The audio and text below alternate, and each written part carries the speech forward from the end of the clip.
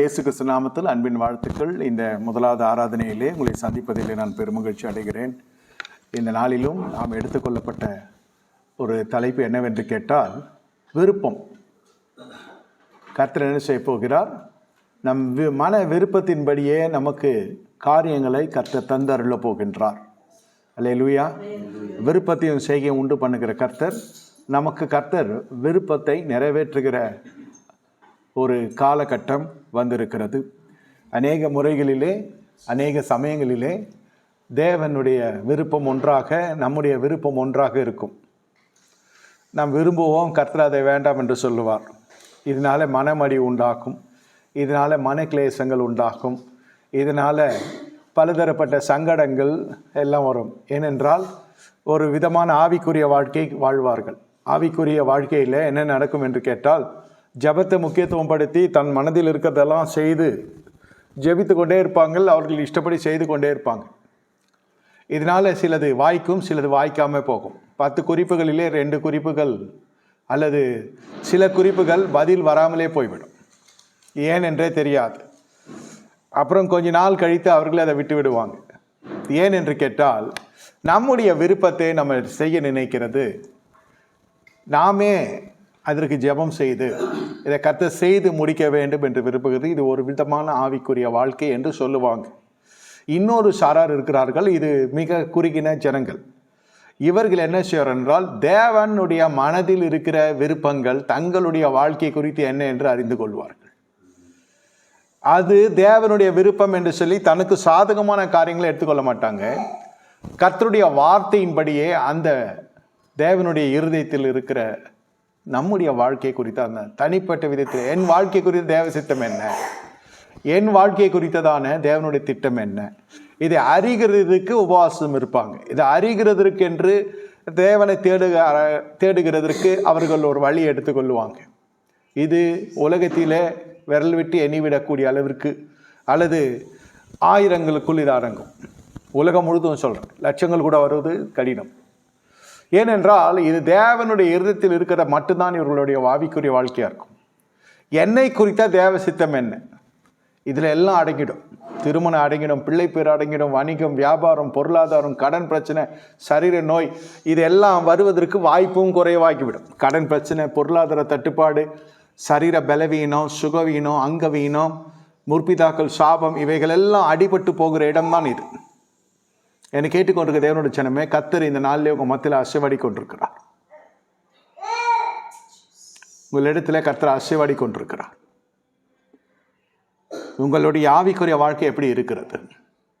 நான் எல்லாம் ஜெபித்து கர்த்தர் செய்தார் என்று சாட்சி சொல்லிவிட்டு போகிறது எளிது. நான் ஜெபித்தேன், ஜெபம் தவறு இல்லை, அடிப்படை காரியம். ஆனால் ஜெபிக்க ஜெபிக்க ஜெபிக்க பிள்ளை வளர வளர வளர என்ன வர வேண்டும்? மூளை வளர்ச்சி இருக்கணும், அறிவு வளரணும். படிக்க படிக்க என்ன செய்யணும்? எவ்வளோ படித்தவங்க இருப்பாங்க, எப்படி நடந்து கொள்ளணும்னு தெரியாது, அந்த பாங்கு தெரியாது. என்னை கேட்டுக்கொண்டிருக்க தேவனுடைய ஜனமே, இந்த நாளில் கர்த்தர் உங்கள் மத்தியில் அசைவாடி கொண்டிருக்கிறார்.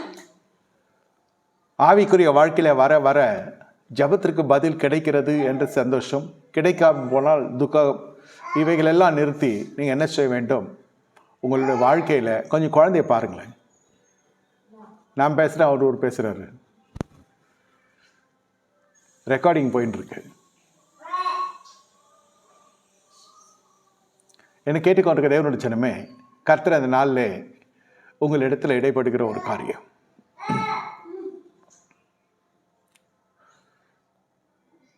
உங்களிடத்தில் கர்த்தர் இடைப்படுகிற ஒரு காரியம் என்னவென்று கேட்டால், உங்கள் இருதயத்துக்கு ஏற்றபடி கர்த்தர் செய்ய வேண்டும் என்று விரும்புகிறீர்களா, அல்லது கர்த்தருடைய இருதயத்துக்கு ஏற்றபடி நீங்கள் செய்ய வாழ்க்கை நமக்கு வாழ வேண்டும் என்று விரும்புகிறீர்களா? 2 காரியம்தான். எதன்படி நீங்கள் வாழ்க்கை வாழ துவங்குகிறீர்கள்? என்னுடைய சித்தம் நிறைவேற, என் விருப்பம் நிறைவேற, என் வாஞ்சை நிறைவேற ஏதாவது தேவ திட்டத்தில் இணைக்கப்படும் என்றால் அடிப்படை பரிசுத்தம் இருக்கணும். அடிப்படை பரிசுத்தம் இருக்கணும். சிலது திருமணத்துக்கு பிடிவாத ஜபம் இருக்கும். திருமணம் செஞ்சால் இவனை தான் திருமணம் செய்வேன், இதுக்கு உபவாசம் இருக்கும். அது கிடைத்த உடனே பார்த்தீங்கன்னாக்கா, ஏன் தான் அந்த திருமணம் ஆனது என்றது போல் முடியும்.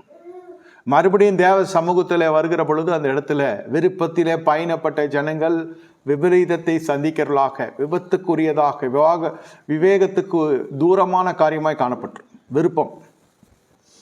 இது விருப்பத்தினுடைய விளிம்பில் நின்று பயணப்படுகிறவர்கள் என்று பார்ப்பீர்கள் என்றால் அது மிகப்பெரிய ஒரு சோகத்துக்குள்ளே போகிறது, மிகப்பெரிய ஒரு சஞ்சலத்துக்குள்ளே போகிறது, மிகப்பெரிய ஒரு அவமானத்துக்குள்ளே போகிறது.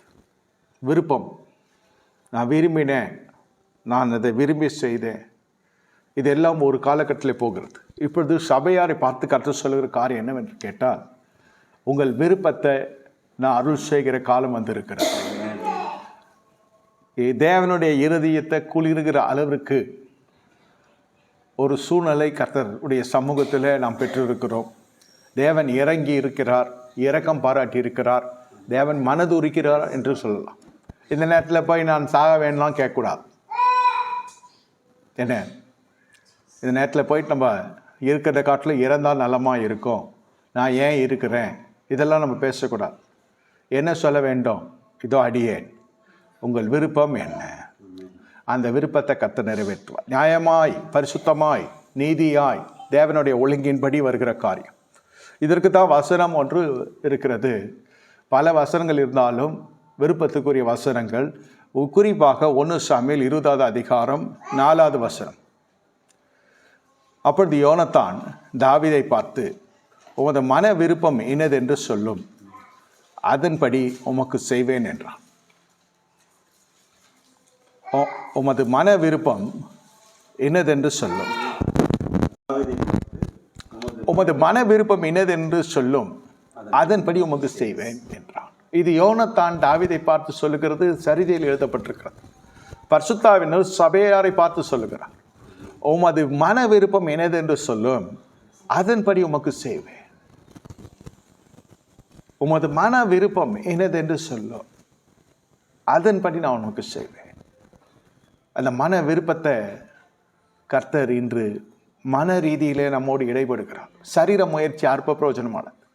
நம் சரீர முயற்சிகள் எல்லாம் வீணாய் போன நாட்கள் உண்டு.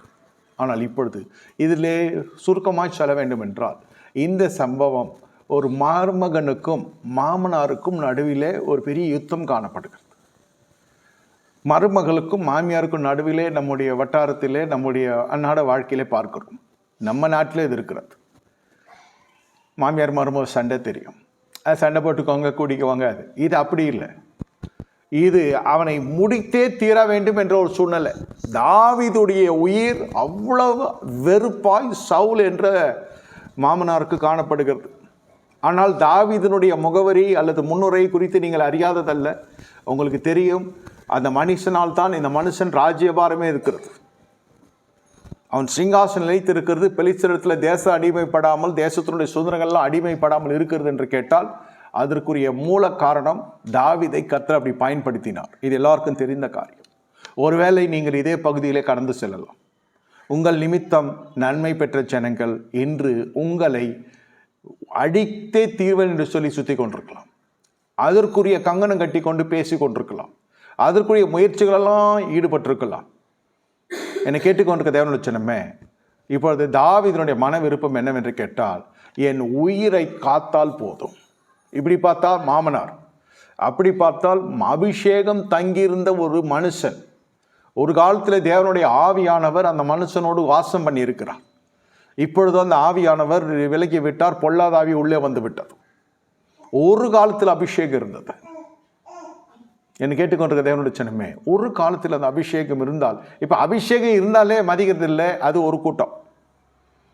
ஆனால் நல்ல ஜனங்கள் பூமியில் இருக்கத்தான் செய்கிறாங்க. என்ன இருக்கத்தான் செய்கிறாங்கன்னு கேட்டால், யாருக்கு நீங்கள் நன்மை செய்தீர்களோ, யாரை நீங்கள் உயிருக்கு உயிராக நேசித்தீர்களோ கிறிஸ்துவுக்குள்ள, அதே ஜனங்கள் இப்பொழுது எழுப்பி நிற்கிறாங்க. அதே ஜனங்கள் இந்த மனுஷனுடைய முன்னேற்றத்தை விரும்புறதில்லை. அது அவர்களுக்கு விகல்பமாக இருக்கிறது. இந்த மனுஷனுடைய முன்னேற்றம் வேண்டாம், இந்த மனுஷன் இருந்தால் பிரச்சனை, எனக்கு ஒரு அவமானத்தை உண்டு பண்ணுகிறது இந்த மனுஷனுடைய செய்கையெல்லாம். ஏனென்றால் அந்த பெண்களெல்லாம் பாடி தொலைச்சிட்டாளுங்க. தாவீதை கொன்றது 10,000, சவுல் கொன்றது 1000. தாவீதை காட்டிலும் சவுல் ஒன்றும் பெரிய மனுஷன் இல்லை. தாவீதை போல யுத்தம் செய்கிறதுக்கு சவுல் திராணி உள்ளவன் அல்ல. இதெல்லாம் தெரிந்த விஷயந்தான். அவங்க பாட்டாக பாடி இவர்களுக்குள்ளே ஒரு பெரிய ஒரு பிளவு வந்துடுச்சு. நல்ல புரிந்து கொள்ளுங்கள், அபிஷேகம் பண்ணப்பட்டவர்கள் கற்றறிய வேண்டிய ஒரு ஆவிக்குரிய சத்தியம். வரவேற்பு இருக்கும் என்று நினைக்கிற இடத்திலே உங்களுக்கு விசனத்தை தான் அந்த சூழ்நிலை உருவாக்கும். உங்கள் இடத்துல அபிஷேகம் இருக்கலாம், பரிசுத்தம் இருக்கலாம், பிரதிஷ்டை இருக்கலாம், உண்மை இருக்கலாம், சத்தியம் இருக்கலாம், வேதம் இருக்கலாம். எல்லா அனுகூலமான காரியங்களும் உங்களுக்கு நடைபெறும் என்று நினைக்காதிருங்கள். எந்த ஜனங்களுக்கு நீங்கள் உங்கள் அபிஷேகம் பயன்படுத்தப்பட்டதோ அதே ஜனங்கள் உங்களுடைய வாழ்க்கையிலே ஒரு முற்றுப்புள்ளி வைக்க நினைப்பார்கள். இந்த காலை வேளையிலே நான் தீர்க்கதரிசனமாக சொல்லிக் கொண்டிருக்கிறேன். நீங்கள் மன விருப்பம் என்னவென்று கேட்டால், இன்றைய தினத்திற்கு ஒவ்வொருவருடைய சரீரத்தில் இருக்கிற ஜீவன் மிகப்பெரிய ஆசீர்வாதம் நினைத்து கொள்ள வேண்டும். நமக்கு கர்த்தர் ஜீவனை கொடுத்தாரே நன்றி. இது என்னையா கொரோனா காலமாக நினைக்கூடாது. உங்கள் சத்துருக்கள் அவ்வளோ சூழ்ந்திருக்கிறாங்க.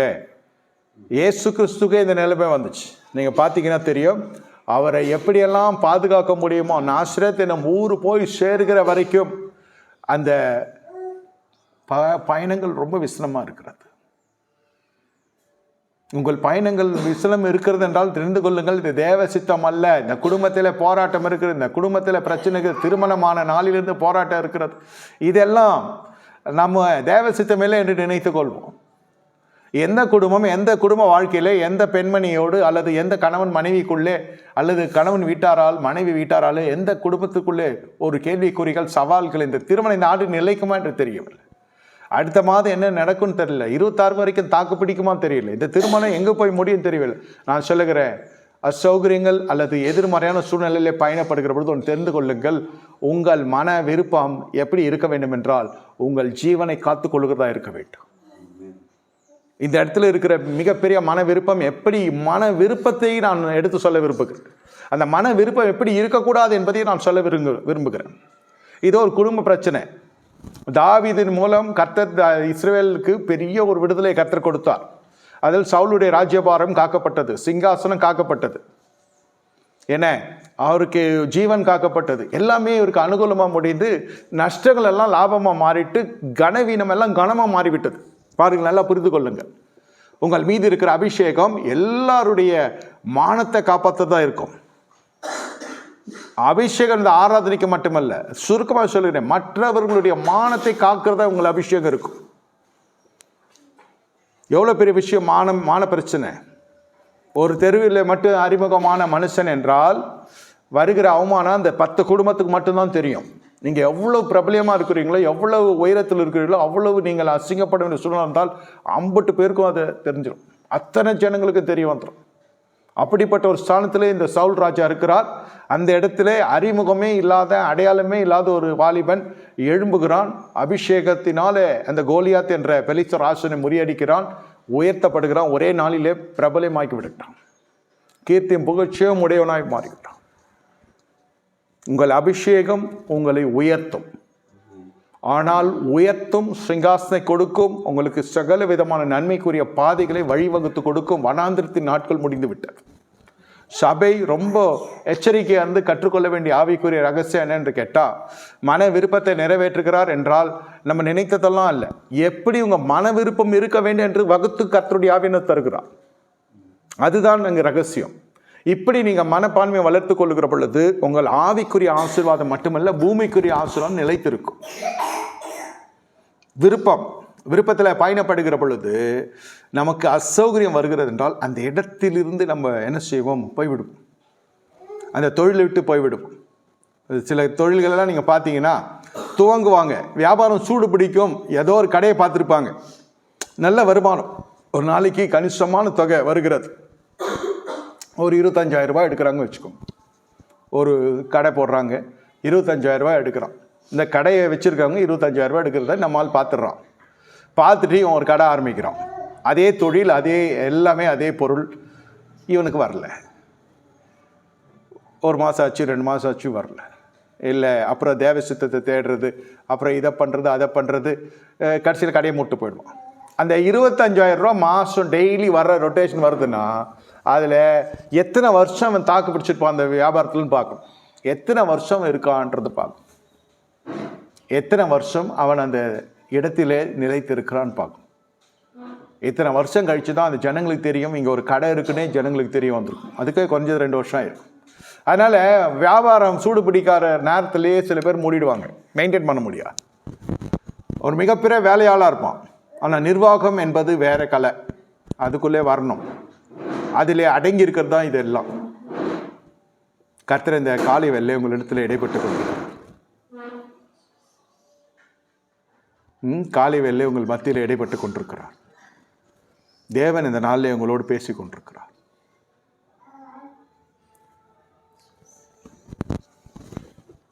நீங்கள் அந்த மாதிரி ஒரு இடத்துல இருக்கிற காலகட்டத்தில் அசௌகரியம் என்று வருகிற பொழுது உங்கள் வாழ்க்கை முடிவெடுத்துரும். இனி இது தாங்காது, இந்த திருமணம் நிலைக்காது, இந்த வேலை நிலைக்காது, இந்த வீடு நிலைக்காது, இது முற்றுப்புள்ளி வைக்கலாம். அந்த மன விருப்பத்திற்கு எதிர்மறையாய் பரிசுத்த ஆவியானவர் கிரியை செய்கிறார். மன எண்ணங்களே சில சமயத்தில் ஜபத்தை தள்ளிவிட்டுரும். ஜபம் கேட்கப்படாது. ஜபங்கள் எல்லாம் அவ்வளோ துரிதமாக இருக்கும். அப்படி எல்லாம் காணப்பட்டு கொண்டிருக்கும். உபவாசம் இருக்கும். ஜபமும் வந்து நமக்கு பதில் கிடைக்கிற சூழ்நிலையில் பதில் கிடைக்காது. ஏன்? மன எண்ணங்கள். வேண்டியதை வேண்டாம் என்று சொல்லுவோம், வேண்டாது எதை ஒன்று வேண்டும் என்று நினைப்போம். இந்த இடத்துல ஆவிக்குரிய மனுஷன் சோதிக்கப்படுகிறான் என்பதல்ல, ஆவிக்குரிய வாழ்க்கைக்குள்ளே வரல. சகிப்புத்தன்மை இருந்தால்தான் நீங்கள் ஆவிக்குரியவர்கள் எடுத்துக்கொள்ள முடியும். ஜெபிக்கிறதுனால உங்களுக்கு ஆவிக்குரிய என்ற பட்டம் சபை கொடுக்கலாம், போதகன் கொடுக்கலாம். இன்னும் போதகனை கண் கவர்கிற காணிக்கைகள் வருகிற பொழுது போதகன் வச்சுக்கொண்டு தலைமை பதவி வரைக்கும் கொண்டுக்கலாம். உங்களை ஸ்திரப்படுத்துவதற்கு சொல்கிறேன். நல்ல தசமாக வருது, கணிசமான தொகை தசமாக வருது. இது விட்டால் இந்த ஆடு என்ன செய்யும்? வேறு ஏதாவது பிடிச்சி போயிடும். அது சண்டே ஸ்கூலு மண்டே ஸ்கூல்னு ஏதாவது ஒரு ஸ்கூலில் போட்டு, அதான் நீ தான் டைரக்டர்னாக்கா அது இங்கே இருக்கும். சபையில் ஒரு போஸ்டிங்லாம் கொடுத்து தசமாகத்தை தக்க வைக்க உள்ளான மனசில் போய் பார்த்தீங்கன்னாக்கா குடும்பத்தில் பல பிரச்சனை இருக்கும். நான் எந்த மனசில் வச்சுன்னு எதுவும் பேசலை. நீங்கள் இந்த மாதிரி ஆவிக்குரிய சபைகளில் பொசிஷன் கொடுத்து பதவி கொடுத்து உட்கார வச்சுருவாங்கன்னா எப்படி இருக்கணும்னா, சாட்சி, அந்த வேதம் தான் சொல்லுது, கண்காணியானும் சாட்சி உள்ளனா இருக்கணும், ஒரே மனைவியுடனா இருக்கணும். அவன் வீட்டில் பிரச்சனைலாம் இருக்கக்கூடாது. பிரச்சனை இருக்கும், ஆனால் அது என்ன செய்யணும்? காலையில் வந்தால் அது மதியானத்துக்குள்ளே சரியாக்கிடும். நம்ம பேசி அந்த அளவுக்கு சாட்சி இருக்கணும். அப்போ தான் மற்ற குடும்பத்தில் இருக்கிற பிரச்சனைகள்லாம் இவங்க கணவனும் மனைவியுமா சேர்ந்து அதை சரி பண்ணி ஜபத்திலேயே உபவாசம் தாங்க முடியும். இப்போ இந்த பதவிகள் எல்லாம் இருக்கிறப்போ அதுக்குள்ளே நிறைய ஆவிக்குரிய பதவி, அதாவது ஆவிக்குரிய பதவி இல்லை, ஆவிக்குரிய சபைகளில் கொடுக்குற பதவி என்ன செய்யும் என்று கேட்டால், இவங்க வாழ்க்கையில் அவ்வளோ பிரகாசம் இருக்காது, மங்கி இருக்கும். இதெல்லாம் விருப்பத்தில் நடைபெறுக்கார். ஏன்னு சொல்லணும்னாக்கா, ஆவிக்குரிய சபை இப்படி போய் கொண்டிருக்கிற காலகட்டத்தில் விசுவாசிகளுடைய மன விருப்பம் நிறைவேற்றுகிற பொழுது இந்த மன விருப்பம் எப்படி இருக்கிறது என்று கர்த்தர் விரும்புகிறார். இந்த மனுஷன் நினைத்தால் தான் கோலியாத்தை வென்று விட்டு வீழ்த்தின அந்த கரம், அந்த பட்டயம் அல்லது அந்த அபிஷேகம், பட்டயத்தில் வெட்டல கோலியாத்தை, அதுக்கப்புறம் ஆயுததாரியாக மாறுகிறான், 1000 பேருக்கு அதிபதியாக மாறுகிறான், பெலிஸ்தருடைய 1000 நுனித்தோலை கொண்டு வருகிறோன்னா மாறுகிறான். இதெல்லாம் என்ன செய்யறாங்க? என்னோட போர் வீரனாய் காட்டுகிறான். ஆடு மேய்க்கிற காலெல்லாம் போயிடுச்சு. அந்த மனுஷன் போயிட்டான். வனாந்தரத்தில் இருந்த அபிஷேகம் வேற. இப்போ வயல்வெளிக்குள்ளே தாண்டி அரண்மனைக்குள்ளே இருக்கிறீங்க.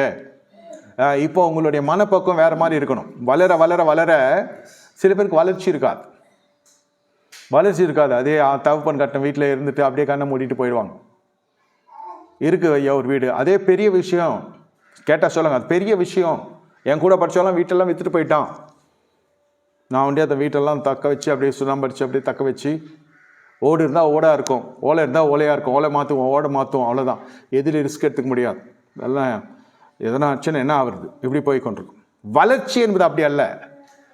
முற்பிதாக்கள் சுதந்திரிக்காத ஆசீர்வாதத்தை இயேசுவின் நாமத்தில், இயேசுவினுடைய ரத்தம், இயேசுனுடைய வார்த்தை, இயேசுனுடைய ஆவி உங்களை சுதந்திரிக்க செய்யும். முற்பிதாக்கள் செய்யாதது அவர்களுக்கு தெரியாது. அவர்கள் கிருபையில சுற்றி வந்தாங்க. நீங்கள் வார்த்தையில் வருகிறீங்க, ஆவியில் வருகிறீங்க. வளர்ச்சி வளர்ச்சி வளர்ச்சி. அது விருப்பமாக மட்டும் இல்லை, அது உங்களுடைய செய்கையாக காணப்படும். இப்போ அப்படியாக அந்த மனப்பக்குவம் தான் உங்களை நிலைத்திருக்க செய்யும். உங்கள் குடும்ப வாழ்க்கை எடுத்துக்கொள்ளுங்க. கணவன் மனைவி என்ன எப்படி வேணா வாழ்ந்தா நீங்கள் குடும்பம் நடத்துவீங்களா? 2 பேரையுமே இந்த கேள்வி உங்கள் மனசில் கேட்கணும். கணவன் எப்படி வேணா இருக்கட்டும், நான் குடும்பம் இல்லை, ஃபோனை கொண்டா, ஃபோனை பாரு, ஏதோ ஒரு சட்டம் இருக்குதா மனைவி மனசில்? கணவன் மனசில் இருக்கா? இல்லைன்னா அந்த கட்டத்துக்குள்ளே இருக்காது. அந்த குடும்ப கட்டத்துக்குள்ளே, கட்டடம் சொல்ல, குடும்பத்தினுடைய நிலைப்பாடுக்குள்ளே 2 பேருமே ஜீவிக்க முடியாது. நீ இஷ்டப்படி போவ, சுப்ரீம் கோர்ட்டு சொல்லுதுன்னு அவ கூடனா இருக்கலான்ட்டு, அதனால நான் விட்டுருவேன் அந்தமாக கேட்கும். அதே வார்த்தை இந்த மனுஷன் கேட்பான். 2 பேருமே ஒருத்தருக்கு ஒருத்தர் என்ன செய்வாங்க? சட்ட திட்டங்கள் வைத்திருக்கிறாங்க. பிள்ளைகள் 2 பேருமே சேர்ந்து கட்டி தொழுதோடு வளர்க்குறாங்களா இல்லையா? செல்லம் கொடுக்கறதுல ஒரு பக்கம் இருந்தால் கூட அதிகபட்சமாக என்ன சொல்லுவாங்கனாக்கா, மார்க் எடுக்கணுன்னாவது சொல்லுவான் அப்போ, இல்லை அம்மாவது சொல்லும். ஏதோ அப்பா கொஞ்சம் லூஸாக விட்டா கூட அம்மா என்ன சொல்வா, தாய் டே படிடா, ரொம்ப கோவத்தில் இருந்தாலும் அப்பா மாதிரி இருக்காதரா, அதுக்கு தான் நான் கடிச்சு தொலைச்சேன், உனக்கு எவடா கிடைப்பா, படித்து தொலைடா, பாடிடா, படித்தாதான்டா. அந்த ஒழுக்கமாவது எதிர்பார்க்குதா இல்லையா தாய் உள்ளம்? சரி, அப்பா படிப்பு விட்ரு, நேரத்துக்கு எங்கே போனான், இவனை கலெக்டர் வேலையை பார்க்குறான், இவனை வெட்டி தானே, இவன் சுற்றி தானே வரான், ஏன் நான் வரத்துக்கு முன்னே வீட்டில் இல்லை, இதையாவது குறைஞ்சபட்சம் அடிப்படை காரியமாவது கேட்குறாங்க இல்லையா? தகப்பனுடைய இறுதி, தாயினுடைய இறுதியம். இதெல்லாம் என்னென்னா, இதெல்லாம் வந்து ஒரு சட்டமாகவே குடும்பத்துக்குள்ளே காணப்பட சட்டங்கள். 11 மணிக்கு வர்றது தப்பு கிடையாது, ஆனால் அதுக்கு ஒரு நியாயமான ஒரு விளக்கம் இருக்கணும். போய் அப்பாவை பிக்கப் பண்ண வந்தேன், அப்பாவை போய் பிக்கப் பண்ண போனேன், அப்பா ஆட்டோ பிடிச்சி வீட்டுக்கு வந்துட்டாரு, பிள்ளை கொடுக்குறத நியாயமான காரணம் இது. இதெல்லாம் எல்லாருமே ஏற்றுக்குவோம், சபை ஏற்றுக்குவோம், போலீஸ்காரை ஏற்றுக்குவோம், எல்லோரும் ஏற்றுக்குவோம். இது ஒன்றுமே இல்லாத தண்ணி போட்டுன்னு இப்படி ஒரு எக்ஸு போட்டு ஒய் போட்டு இசட்டு போட்டு நடந்து வீட்டுக்கு எப்படியோ வந்து தள்ளாட்டின்னு வந்து 2 காலில் போன பையன் 4 காலில் வந்தான். இல்லை காலையில் போன இந்த பெண்ணை இவன் என்ன செய்கிறா, வரப்போ ஒரு வாலிபனோட பைக்கில் வந்து இறங்குறான். அவர் ரேப்பிடோவாக இருக்கட்டும், எதனா இருக்கட்டும், எதில் போய் நிற்கும் தெரியுமா? சர்ச்சை வெடிக்கும். இந்த குடும்பத்துக்குள்ளே அவர்களால் நீடித்து போக முடியாது. ஏன் போக முடியாது? பிரேக்கிங் த லா. உங்களை கர்த்தர் உயர்த்துகிறார். ஏன் உயர்த்தப்பட்டவெல்லாம் விழுந்து போகிறான் தெரியாது. ஜெபம் என்னை உயர்த்தினது, ஏன்னா அந்த ஊழியக்காரன் ஜெபித்தான், வேலை கிடச்சிச்சு, இவங்க இது பண்ணாங்க. அதாவது சொல்கிறேன், சாட்சியெல்லாம் நல்லா தான் இருக்கும், எவ்வளோ நேரம் நிற்குது வண்டின்னு பார்த்தா நிற்க. உயர்த்தப்பட்ட பிறகு சரிந்து விழுந்தவர்கள், ரட்சிக்கப்பட்ட பிறகு பின்வாங்கி போகிறவர்கள், இயேசுவை ஏற்றுக்கொண்ட பிறகு வேறு வழியில் கடந்து செல்லுகிறவங்க, இதுக்கெல்லாம் காரணம் என்ன? இதுக்கெல்லாம் என்ன காரணம்? அதுதான் இந்த விருப்பம். அவங்க விரும்பினாங்க, அந்த பதவிக்கு வந்துட்டாங்க, சிங்காசத்துக்கு வந்துட்டாங்க. அவங்க விரும்பினாங்க, அந்த தொழிலை தொடங்கினாங்க. அவங்க விரும்பினாங்க, அந்த பெண்ணை கல்யாணம் பண்ணாங்க. அவங்க விரும்பினாங்க, அந்த வீட்டை கட்டினாங்க. அவங்க விரும்பினது தான் நடந்தது தவிர அதில் நிலைத்திருக்க முடியாததுக்கு காரணம் தான் அந்த விருப்பம். இப்போ என்னுடைய மன விருப்பத்தை கர்த்தர் எப்படி இருந்தாலும் அங்கீகரிப்பார். அதுதான் இன்றைய செய்தியினுடைய சாராம்சம். 22 நிமிஷம் போயிடுச்சு இதில் முகவரை சொல்கிறதுக்கே. இப்போ நீங்கள் புரிந்து கொள்ளணும், இந்த குடும்ப வாழ்க்கையில் அபிஷேகம் பண்ணப்பட்டவர்கள், தேவ பக்திக்குரியவர்கள். யாக்கோபு தேவ தரிசனத்தை பார்க்குறான், தேவ தரிசனத்தை பார்க்குறோம். நல்லா புரிந்து கொள்ளுங்கள், தேவனை முகமுகமாக தரிசிக்கிறோம். நம்ம எல்லாம் என்ன நினைப்போம், அதை பார்த்துட்டா எல்லாமே பிரச்சனை இல்லாத ஒரு வாழ்க்கை, சுமூகமான வாழ்க்கை, சந்தோஷமான வாழ்க்கை, சமாதானம் நிறைஞ்ச வாழ்க்கை, தொட்டதெல்லாம் பொண்ணாக்கும். பல பிரச்சனைகளுக்கு ஒரு தேவ தரிசனம் போதும். ஒரு முறை நம்ம தரிசித்தா போதும். அந்த தரிசனம் வந்த பிறகுதான் ஆரம்பிக்கிறது ஓட்டம், போராட்டம். எல்லாமே ஓட்டம் அப்படியே போராட்டமாக போகும். வாழ்க்கையில் பெரும்பான்மையான கிறிஸ்துவ ஓட்டம், கிறிஸ்துக்குள்ளே ஓடுகிற ஓட்டமே போராட்டமாகவே இருக்கும். நிற்கிறதோ நிர்மூலமாகாது இருக்கிறது தேவ கிருபைன்னு சொல்லிக்கொண்டே ஓடுவாங்க. எழுத்தின்படி ஓடாவிட்டாலும் உங்களுக்கு இருக்கிற நெருக்கங்கள் சொல்லுங்க. இந்த மனுஷன் தரிசிக்கிறான், தேவனை தரிசிக்கிறான், தேவன் விருப்பப்படி தான் பயணம் நடக்கிறது, எல்லாம் நடக்குது. ஆனால் திருமணத்திலே ஒரு பெரிய ஒரு எதிர்பார்ப்புக்கு எதிர்மறையான காரியம் நடந்து விட்டது. பார்த்த பொழுது அழகேலாக இருந்தது, பார்த்தோன்னே முத்தம் கொடுக்குற அளவுக்கு அந்த பெண்மணியுடைய அழகு இருந்தது. இந்த திருமணத்துக்கு முன்பு பழகுறதெல்லாம் பார்த்தீங்கன்னா, அல்லது அப்படி இல்லைனாலும் நிச்சயதார்த்தத்துக்கும் கல்யாணத்துக்கும் நடுவில் பயணப்படுகிற அந்த கால வேலை இருக்குது பாருங்கள், அது வாழ்க்கையிலே ஒவ்வொரு மனுஷனுக்கும் நிச்சயதார்த்தம் ஆச்சுன்னா சொல்கிறேன். நம்மளுக்குலாம் நேரம் கல்யாணம் ஆயிடுச்சு பயந்துக்கினேன். என் நிச்சயதார்த்தம் ஆகி கல்யாணத்துக்கு நடுவில் ஏடாகமாக பேசி நிறைய கல்யாணம் உடஞ்சிருக்குது. அதுக்காக நம்ம பயந்துன்னு சொல்ல, என் நேராகவே கல்யாணம் ஆச்சு. நிச்சயதார்த்தத்துக்கும் கல்யாணத்துக்கும் நடுவில் பயணப்படுகிற அந்த காலகட்டம் இருக்கு, அவங்க பேச 2 பேர் தம்பதிகள் பேசிக்கிற சொல்கிறேன். நீ சாப்பிட்டியா?